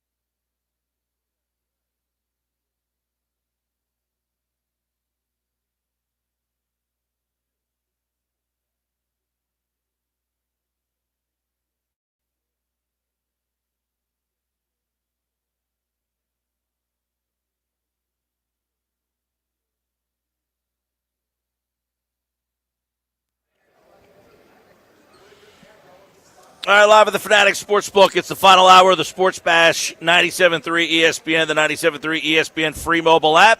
Live video streaming on the X platform, YouTube, at Mike Gill Show. Be a part of the show. Text board is open, as always, 609-403-0973. I'm Mike Gill. PG is my on-site producer. Josh Henning is back at the Ocean Casino Resort Studios. You out there. So a lot of texts throughout the show. Your bucket list stadium or arena that you've either been to or you want to go to. You know, there's a lot of people that have been to some cool places. I like hearing about those. You're at Lambeau Field tonight. I see a lot of Eagle fans out there, by the way. Yeah. As normal. Airplanes were filled. Did airplanes, were they able to get there? Well, I know the Eagles charter was delayed a few hours. I know a lot of people's flights have been delayed. Holy mackerel. That would be awful, being flying right now. But people flew out to Green Bay. And by the way, that's not an easy flight to Green Bay. I mean, there's like a whole, I guess you got to fly to Milwaukee, or does Green Bay have an airport? How does that work? That's a good question. I've never been there. That's a place I'd like to see. I have not been to a road NFL football game. Now, if you're going to go to Lambeau, you can't go to Lambeau in September, right? In week 3 of the NFL season, you got to kind of wait till it gets 30 degrees there. I agree. And then experience. Yeah, like if you're going to Buffalo, you go to a Buffalo game in December. Got to. Right? The full experience, yes. Yeah, you go to Buffalo in the cold. You go to Green Bay in the cold. Where was it snowing yesterday? Chicago? Chicago had some snow, yeah. Bears. Now, some guy just walked by us and he said, bleep the Eagles. Go Bears. The Bears, yeah. It's a little aggressive. Yeah, it was. I mean, if we were live on the air, that would have been an FCC violation. Yeah, thank you for doing that about 90 seconds a little early. Eagles will play the Bears on Black Friday coming up. So we're going to get into some Eagles-Packers stuff this hour. By the way, the Giants have fired head coach Brian Daboll. Joe Shane will remain the GM and search for a new coach. Can you imagine, like, just think about this real quick, how this all unfolded for the Giants a couple of years ago, the whole Joe Shane, the Hard Knocks thing, the Saquon Barkley thing, and he's still there and picking the next head coach, and Brian Daboll, who got the team to the playoffs. I was always a fan of the Brian Daboll hire. I thought that he was going to be a good coach for them, and he was for a year or so, but, you know, the team just doesn't have a lot of talent. Like, I get it, though. He lost them a couple games with some bad game management stuff and some decisions yesterday. They kicked the field goal to go up 2 scores. Now, some people criticize that because they were, like, at the 1 and all that stuff, but, you know, that organization, I have no other organization that I'd rather see struggle than the New York Football Giants. By the way, I can confirm that Green Bay has an airport. It's called the Green Bay Austin Straubel International Airport. It does accept flights from Atlanta, Chicago, Denver, Detroit, and Minneapolis. It is the official airport for Green Bay and the surrounding counties. No Philadelphia? Does not say Philadelphia. But so the Philly flights have to go to Chicago or Milwaukee. Well, for example, you can fly into Chicago, then fly to Green Bay. Oh, okay. It's not that far of a drive from Chicago to Milwaukee anyway. True. Right. How far Green Bay from Milwaukee is what, like another hour and a half? Let me find that out for you. Like, I think, like I've never been to Wisconsin, so I don't want to speak out of turn. I've been to Milwaukee, but I don't know how far Milwaukee, because you remember when I was a kid growing up, the Packers used to play a handful of games every year in Milwaukee at Milwaukee County Stadium when the Brewers played. Right. So many years ago. Yeah, I mean, this is back like Don Mikowski was the quarterback. This is before the Magic Favre. Man. Yeah, before Favre took over. But they used to play like 4, and you're thinking like you have Lambeau Field. You're going to go play at Milwaukee County Stadium, but that was like, you know, their big market is Milwaukee. An hour and 45-minute drive from Green Bay to Milwaukee. That's pretty far. I mean, that's like a 2-hour drive, you know, between to get there. So like if you're somebody from Milwaukee and your football team obviously would be the Packers, just think about that. That would be like almost equivalent of us being Giant fans down here. By the way, Chicago to Green Bay is a 3.5-hour drive. Yeah, because Chicago to Milwaukee is like an hour. Pretty sure it's like an hour. You know why I know that? Mean, if you live in Milwaukee and you're 2 hours, the Packers are your team. You got to drive 2 hours every Sunday. Yeah. To go like to if that you live game. in Milwaukee and you have season tickets, every time you would have to drive almost 2 hours to go to the game. And then 2 hours home. Yeah. Yeah. Just think, let's call it commitment, boys. Yeah, that would be like if we down here were Giant fans and had season tickets to the Giant. You know what's funny? I do know some Giant fans, not a lot. I don't know a lot of Giant fans. Like I feel like I know more Cowboy fans than I do Giant fans. I know a few Giant fans, yeah. I don't know anybody that I know that's a Giant fan. Like I don't know anybody with like Giant season tickets. But every Giant fan I know, their family was originally from North Jersey. Oh, no, most of those people make sense. I don't begrudge people down there. I've never met a Cowboys fan who was actually from the Dallas area. No, but no, that's why down here I don't have a problem with people being Giant fans down here. Like generally they either moved from North Jersey to down here or, their family was from the north and they came to the south. That makes total sense. Being a Cowboy fan, not so much. Now that said, Green Bay tonight, we know now the Eagles have announced that A.J. Brown and Saquon Barkley, who were both on the injured list earlier in the week, they will both play. Nolan Smith has been elevated to the 53-man roster, so he will play as well. The Eagles, the only player of substance that is really out for them is Cam Jurgens. Correct. The center, so he will not play tonight. The only other guy, Jacorian Bennett, he did not get activated, so he will not play in the game. We know that it was announced over the weekend that Jair Alexander will also not play in the game. I think that's kind of inconsequential. I'm very interested to see what they end up doing with Jalen Phillips in this game. I think they're going to play Jalen Phillips like a full brigade of snaps. And I think he makes a factor. I think he'll be a factor in this game. But let's get into some of the stuff here we wanted to play from earlier in the show. We played, I know during the Nuggets, we had a bite from Dan Orlovsky, who was talking about this game, as many people have been throughout the show. So let's get into some of the stuff, as he was a guest on the John Clark Takeoff podcast. Yeah, so let's start with Orlovsky was asked about who are the Eagles, and I thought his explanation of saying what the Eagles are coming out of the bye week was interesting, because I feel like what Orlovsky said fell in line with a conversation, Mike, that you and Jeff Mosher had last week here on the Sports Bash. Philly's that team that has the highest probably expectation, and if you don't meet the expectation, you stink. And so there was moments this year where there was question marks around the team, right? And then the past couple of weeks heading into the bye, it certainly, from an offensive perspective, looked more like the team that we saw win a Super Bowl last year. And so I think it's fair to say, there's still a little bit of an unknown. Are they going to come out of the bye the way that they went into the bye, specifically on offense? He's saying the Eagles are a bit of an unknown? Yes. Yeah. I think that they want to be a team that runs the ball first, but the unknown part of it is, can they? Exactly. Yeah, that's the unknown. I think they know what they want to be. Can they be what they want to be? I think that's more of the question. And that's kind of what Orlovsky was saying also, which is that he said, hey, the question mark is, are they going to be the team coming out of the bye week that they were going in? Yeah, and going in, the week before against Minnesota, they had 200-yard receivers, and the week after they had 200-yard rushers. So can they marry them together, or do they continue to run the ball at a high class? I think tonight they will run the ball efficiently and run the ball, with success. And that's why Orlovsky pointed out, you mentioned the run game. He says there's a way they should be running the ball against a team like the Packers tonight. This is Dan Orlovsky on the Takeoff with John Clark podcast. This offensive line this year seems like one that wants to go people than around people. Last year they were going around teams because it was the style of their run game. I think it bodes well for them to go at people. I absolutely believe it's the recipe for them to be the best version of themselves this year offensively.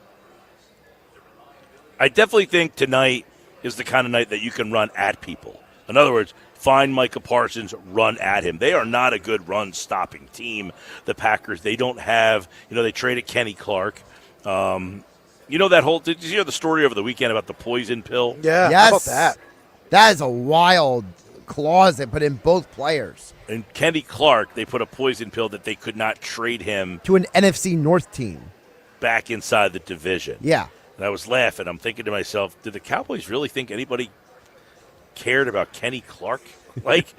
Seriously?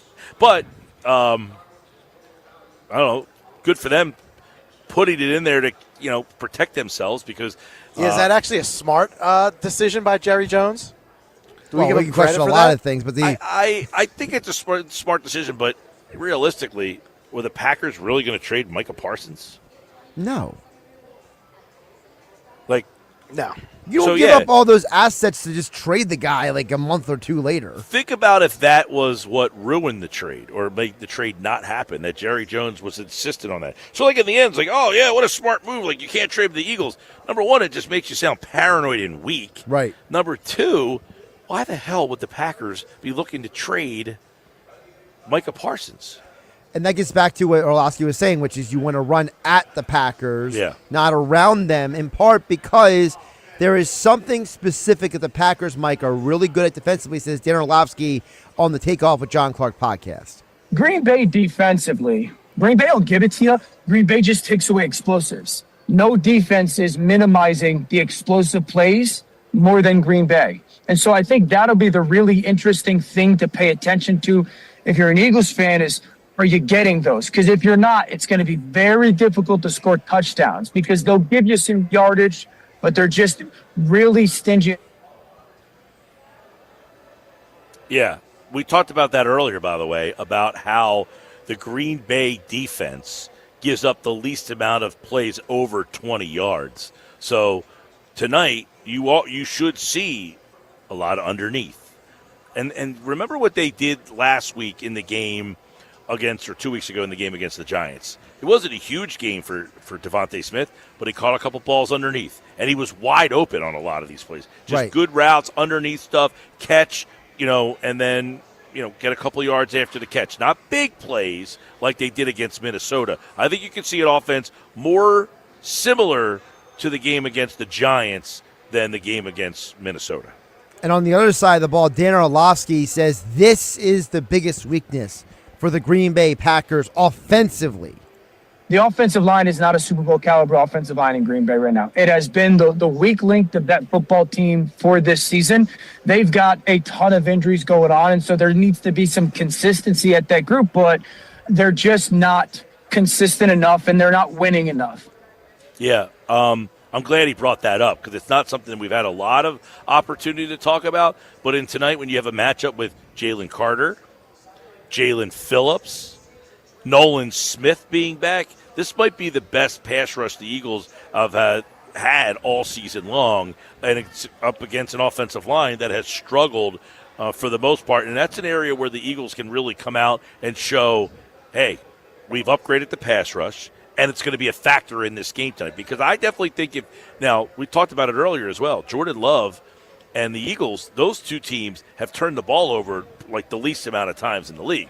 But we do know that Jordan Love is erratic and prone to turning the ball over, and if they could pressure him, I definitely want to see Jalen Carter be a big factor in this game tonight. Well, that's what I would say. It's funny you mentioned Jordan Love because that is one of the players that Orlovsky says the Eagles need to get after tonight in Green Bay. The real difference between this defense this year and this defense last year is the negative plays. They just don't have the negative plays on defense this year. And so finding ways to not only get around or impacting or pressuring the quarterback, but getting the quarterback down is going to be huge. And Jalen Phillips is a super talented guy at that. And so added with Nolan and BG at times, that's the big challenge and or step that's needed from this defense. Not just pressuring the quarterback. They got to get quarterbacks to the ground this year. Yeah, and I definitely think it all starts with Jalen Carter in the middle to help the other two guys get going. And Jalen Carter himself, he has not been as big a factor in the pass rush this season. I mean, he had the game where he got thrown out, and then he missed a game. But with the games that he has played, there's not a game where he's been the game wrecker. They need that version of Jalen Carter where he's unblockable. They need two guys to block him, maybe even three. And because of that, Jalen Phillips tees off, Jalen Hunt, it's all, again, can Jalen Carter the second half of the season, what did Amon Green tell us when he was on? November is when the playoffs start. If you're waiting for December football, you've late to the party.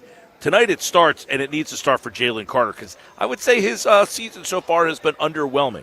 Well, Darren Orlovsky on the Takeoff with John Clark podcast says Jalen Carter is one of two players that he says are the most important for this Eagles defense. Having Kobe back is a very big deal. And I would say this, Jalen hasn't played nearly the level that people had expected going into this year. And I know he's been nicked up and banged up, but if Jalen Carter plays the way that people kind of expected him, and certainly how he did last year, the talent on the football team is absolutely on par, if not better than everybody. Oh, okay, so he agrees with me. I didn't hear that bite before the show, but I agree that Jalen Carter has not been a difference maker. And the other name you heard him say is Nakobe Dean, that he's the other guy that's extremely important to defense. And it's interesting how the Eagles' defense did start playing better when Dean came back. So did we maybe underestimate his value coming into this season? No, this is a weird one, though, because he's replacing Jahad Campbell, who was playing pretty well himself. It's not like Campbell was so bad, and you're like, oh, my God, they need to get him off the field. They need to get Dean back. I don't know that Dean has been a significant upgrade over Campbell. It's hard to quantify that one. I don't know how I read the Campbell out and Dean in. I do agree that Dean has played well, though. He has played well, and I have to wonder, if allowing Dean to go back to calling the plays has freed the other guys up to maybe be better playmakers around him. You know what I mean? Yeah, I mean, I think the one guy that helps more than anybody is Baun. And, Baun and Dean last year, those two guys were great together. Well, because when you have Baun and Campbell, I think Dean's role changes a little bit. Oh, it definitely changes, and it could potentially change for the better. Finally, from Dan Orlovsky, obviously he's a former quarterback, so they had to be asking him on the John Clark Takeoff podcast about Jalen Hurts. And here is Dan Orlovsky's analysis of who Jalen Hurts is at this point in his career. You can't run from his reality. If we took Jalen out there and we just put them through a bunch of quarterback drills of all the 32 starting quarterbacks, or maybe there's 28 guys that are the consistent ones, I don't know if Jalen's going to be in everybody's top 10.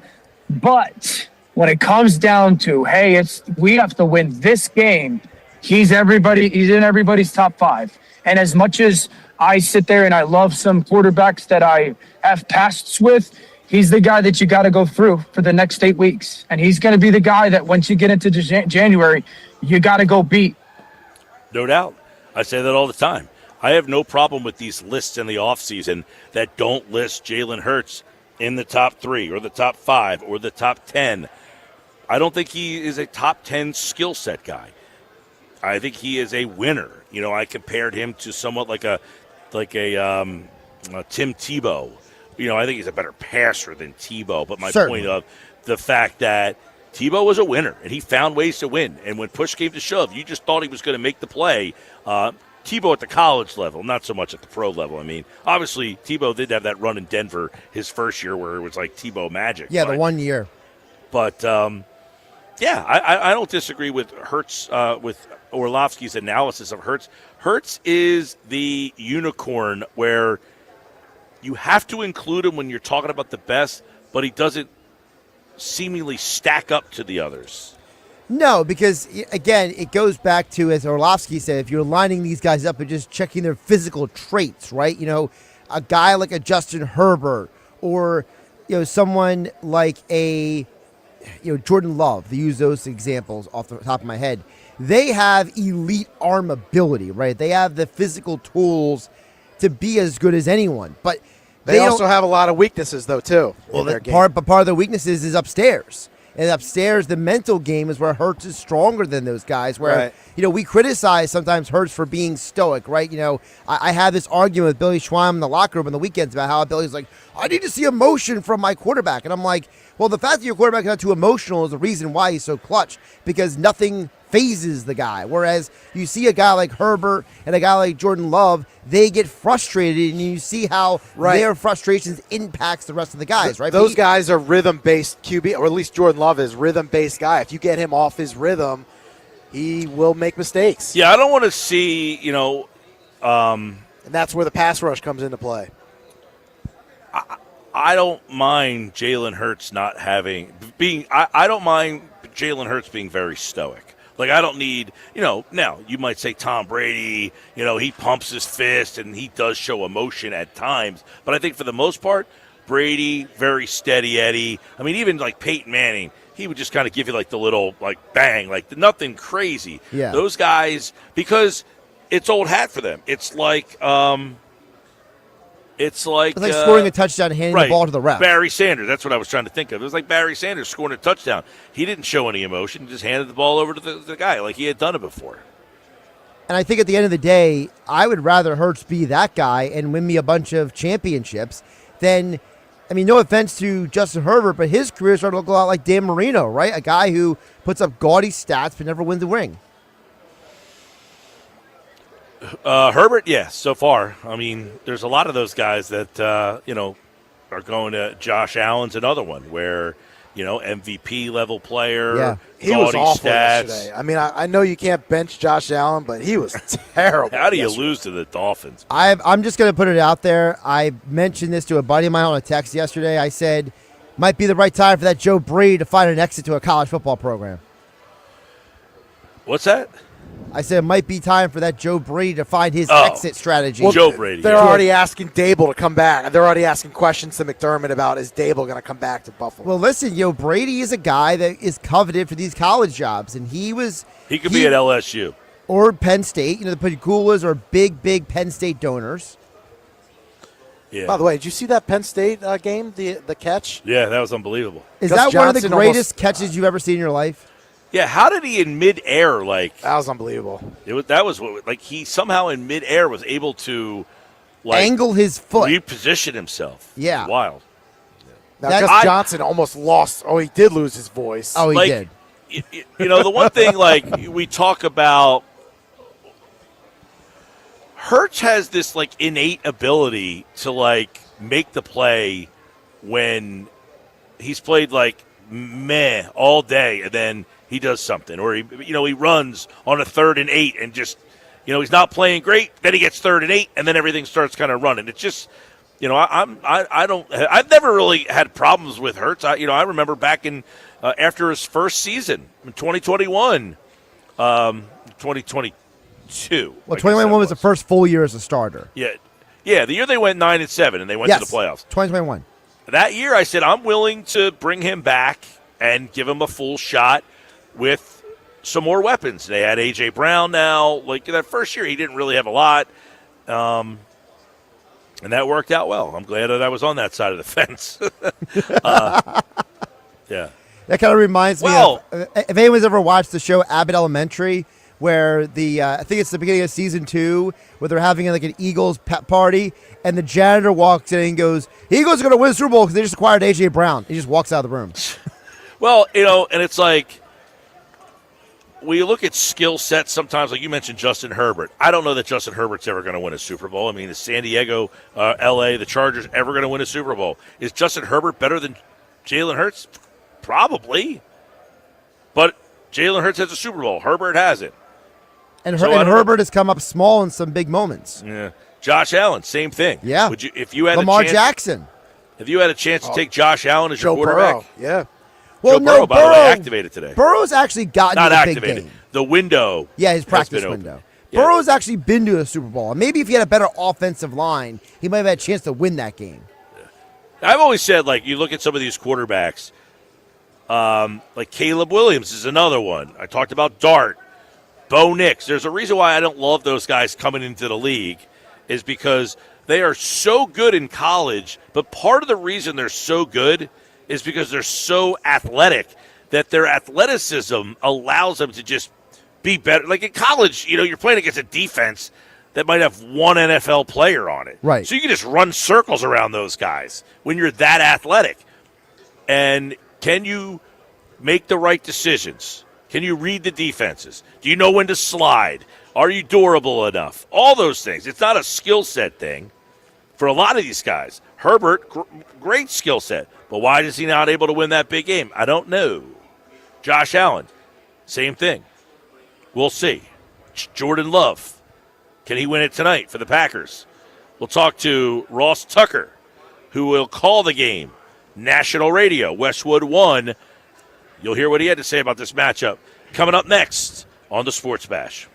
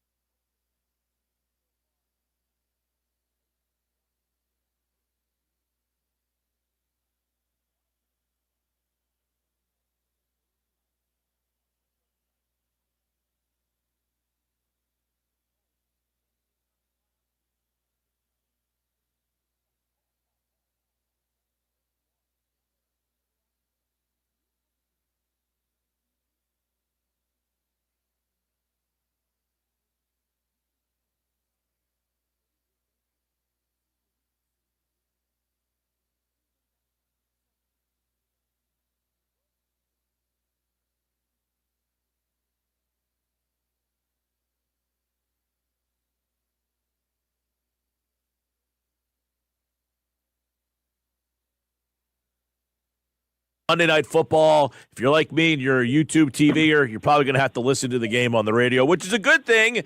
As Ross Tucker joins us, he'll be on the call for Westwood 1. You also hear him during the Eagles preseason games. He's the host of the Ross Tucker podcast. Check him out at Ross Tucker NFL. And, of course, we're getting to the holiday season, Ross, and your appearance is always right here on the Sports Bash by myfrontpagestory.com. It's the best gift ever for this gift. You know what my girlfriend said to me today? Asked me if I want to go Christmas shopping after my show tonight. I said, no bleeping way. No way. But we're already at that time of the year.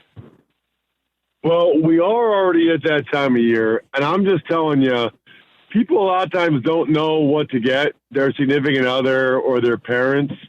A buddy of mine started this company, Mike. It's by far the best gift you could ever give a loved one. It's called myfrontpagestory.com.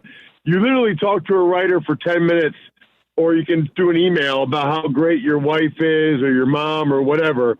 They write this incredible story. It looks like it's on the cover of the newspaper. It's framed. It's beautiful.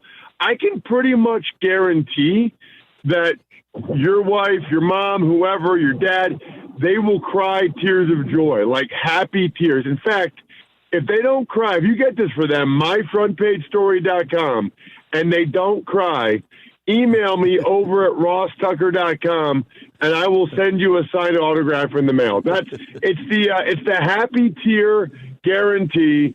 Myfrontpagestory.com, myfrontpagestory.com. If for some reason your wife has no emotions, I would be shocked, but that's okay. Maybe you made a poor choice in marrying her. I'll still send you an autograph.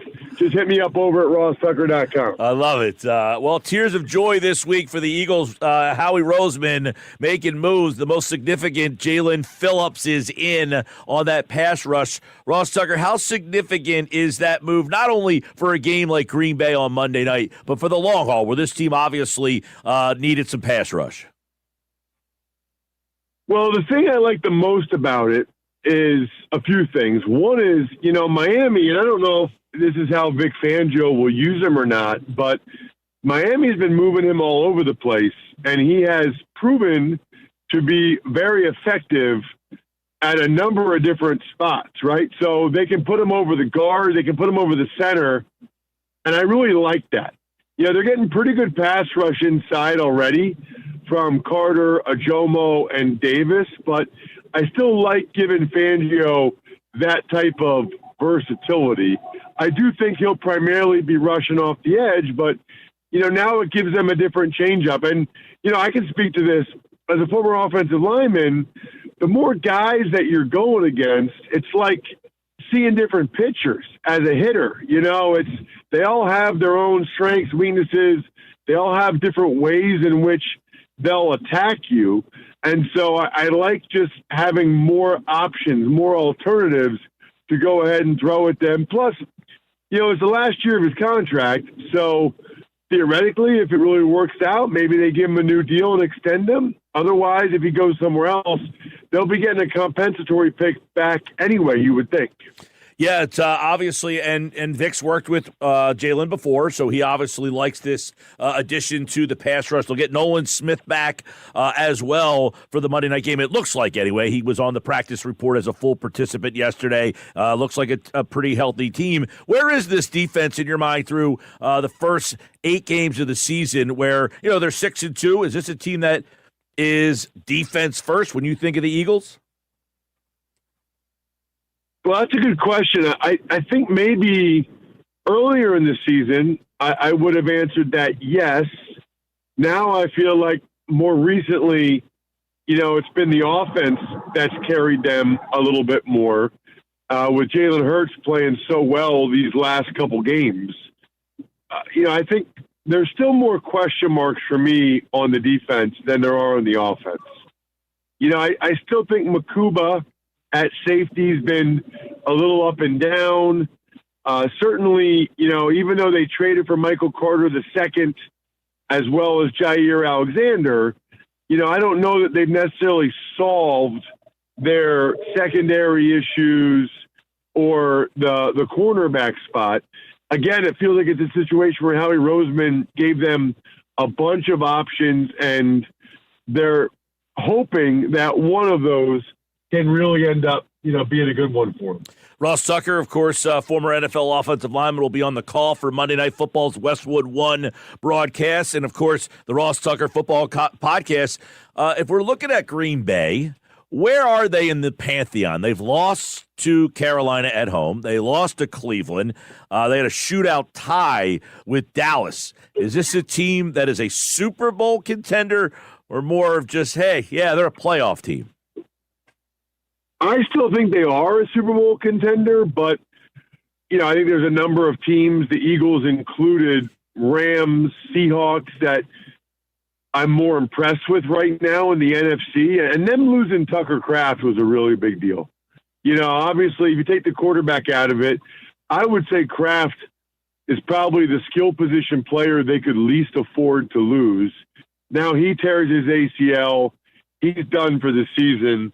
That's tough, man. I mean, that way the Eagles losing, whether it's Saquon or A.J. Brown or Devontae, whoever you want to call it, but that's a lot to overcome. And I feel like the Eagles are actually better suited than a lot of these teams to overcome that. So that hurts. I know there's a lot of underlying statistics and metrics that indicate that, the Packers are still a really, really good team. Certainly, I feel like they have the ability. They've been knocking on the door, and they make the big move for Micah Parsons. I think that they're right there, but I think there's a lot of teams that are kind of in that mix right now. I don't know that anybody is really separating from the top of the pack. Well, Ron, I think if we had a conversation with 10 different people and said, rank your top five, that top five would look different for all 10 people almost. Like to pick a number one team, a number two team, a number three team. I mean, someone would say, I like Tampa Bay, or I like the Rams. I like Seattle. I mean, you're right. The depth in the NFC from top to bottom is deep, but is there a clear-cut team in your mind? No, there's not. And I would say this, too. To add on to your point, it'll still change a couple times. Not only would we not have the same top five, but our top fives will end up changing as we move forward. And that's really the point, right? Is playoff positioning matters, but then ultimately it's how well are you playing when we get to, January and the games really matter. Certainly, you want to be playing well now, but probably more important that you just keep getting better and get ready to peak in January. Well, to wrap it, we're kind of telling the story of the defense, where this NFC looks like. To make that deep run, the Philly offense last year, they got the run game going last week, 200-yard rushers. The week before, they had 200-yard receivers. You mentioned that the last couple weeks, they look like their offense is coming around. Do we feel that the Kevin Petula and the offense and everything is kind of has found their way? Well, I think what helps is when the offensive line plays as well as it did against the Giants a couple weeks ago. I mean, that was super impressive. That's kind of the offensive line that we've come to know, love, and expect, and we hadn't really seen that, through the first 7 games. I think that's probably the most important thing Monday night is just how well this O-line plays. If they pick up where they left off against the Giants, I think we can be very excited about the rest of the season. If that was just a one-game aberration and they go back to being an average O-line, then we can't. Ross, obviously that offensive line is a position well. You played there. You saw Brett Toth play center and really had a good game, and that kind of unlocked everything. It just shows you how important having the 5 guys up front all in unison. We took that for granted a little bit last year. Like, that was a historic situation. That Eagles line last year was, like, historically great for the way they played, but it just shows you to have one part of that kind of throws off everything. Playing that offensive line, just having a different guy next to you, it is a big change for these guys, and they finally had the same guys for 2 straight weeks, it feels like, up there. Well, that helps for sure. And I think Toth is more of a center than he is a guard, and he kind of showed that in that game. Landon looked better at left guard, and I think that's a big thing. Landon looked healthier, was in there at left guard. Toltz had hurt them a little bit when he was at guard, but at center, feels like he's got a more natural feel for that position and is not put in as many compromising situations as he was at guard. So I think it looks like that's what it'll be Monday night. Yeah. All right, you're on the call Monday night. Westwood 1 will have it. And, of course, Eagles and the Packers. Packers lost last week at home to Carolina. Is this a tough spot for Philly? I see that they're a slight – everybody just seems to say, how is Philly, an underdog in this game? But is this a week where you think Green Bay could bounce back after, having a little eye-opening experience last week? Well, they should, and usually they do in the NFL. I mean, if you're a good team with only 2 losses, but you lose as a double-digit touchdown favorite, at home, touchdown favorite at home, yeah, I mean, history will tell you those teams usually bounce back from that. Now, there are the very rare case where, a team lets 1 loss become 2. I don't think that will be the case with Green Bay. I am expecting – Monday night, Lambeau Field, coming off that loss, I'm expecting the Packers to play one of their best games of the year. All right, well, you'll hear the call, and, of course, the national broadcast, Ross Tucker, Kevin Harlan on the call. Always great to hear Kevin Harlan's call. And, of course, my front page story, it's the best gift ever. Tell the people to get their friends, get their families the best gift this holiday season, Ross. MyFrontPageStory.com. Trust me on this, fellas and ladies, but especially fellas. Your wife, significant other, whoever, your mom, they will, when they read the quotes from you and the kids saying we never thank her enough for everything she does for the family, they will cry happy tears. It'll be the best gift you've ever given them. They'll have it hanging up in the house. MyFrontPageStory.com, MyFrontPageStory.com. Love it. Love the time of the season. We're in the week 10 of the NFL. Down the stretch they come. Eagles, Packers. Monday night, we'll have it for you right here on 97.3 ESPN. Ross Tucker, everybody. Ross, doing the Dan Patrick Show today, and then kind enough to jump over here. Thank you, buddy. Hey, it is my pleasure. Always great to talk with you guys, Mike. You do a great job. Really looking forward to Monday night. And if you can't watch it, tune in for sure to Westwood 1. Should be great. It is going to be great. And you know what? I figured out a way. I got Fubo TV for tonight, Pete. It's a good job by you. Free day, you were not going to be 5-day pass. You were not going to be denied. Not going to be denied. Now, 5-day pass, free, and they said they're going to remind me to cancel on the 4th day. Now, we saw that Bob Iger, CEO of Disney, is going to be on the Manning cast tonight.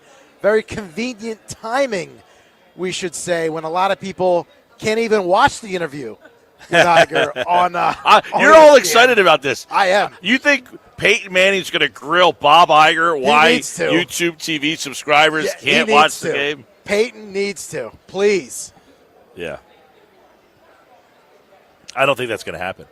But I haven't watched the Manning cast since the first year. I think tonight might be the night. I don't think so. Oh. I doubt it. All right, when we come back, game balls, pick the game, all that good stuff next. Don't go away. We're live at the Fanatic Sportsbook, Ocean Casino Resort in Atlantic City.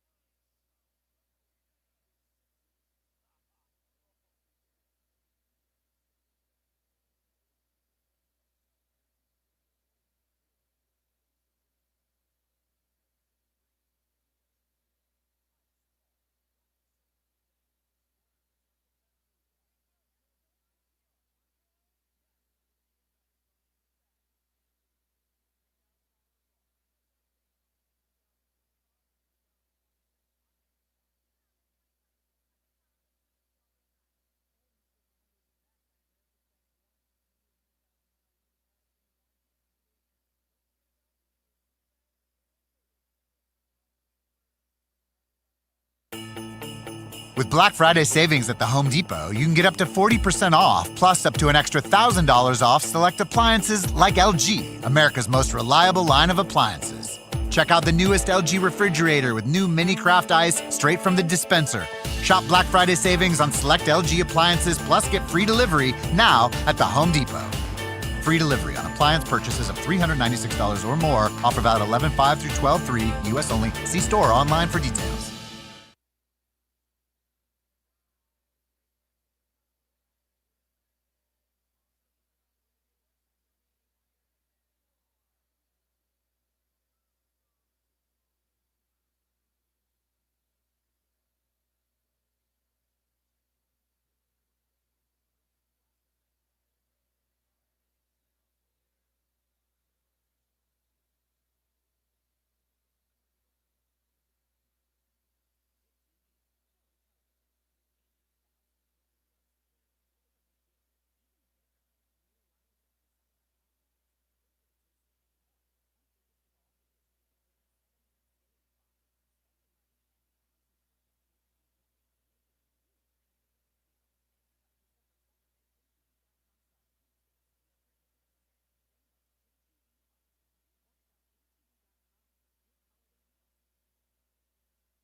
Is your home game day ready? Don't get sidelined this season with a heating or cooling breakdown. With a Jenkins service contract, you'll get reliable coverage, priority scheduling, and peace of mind all season long. For over 76 years, local homeowners have trusted Jenkins to keep their comfort system in winning form. Stay ahead of the competition. Lock in your service contract now and score big.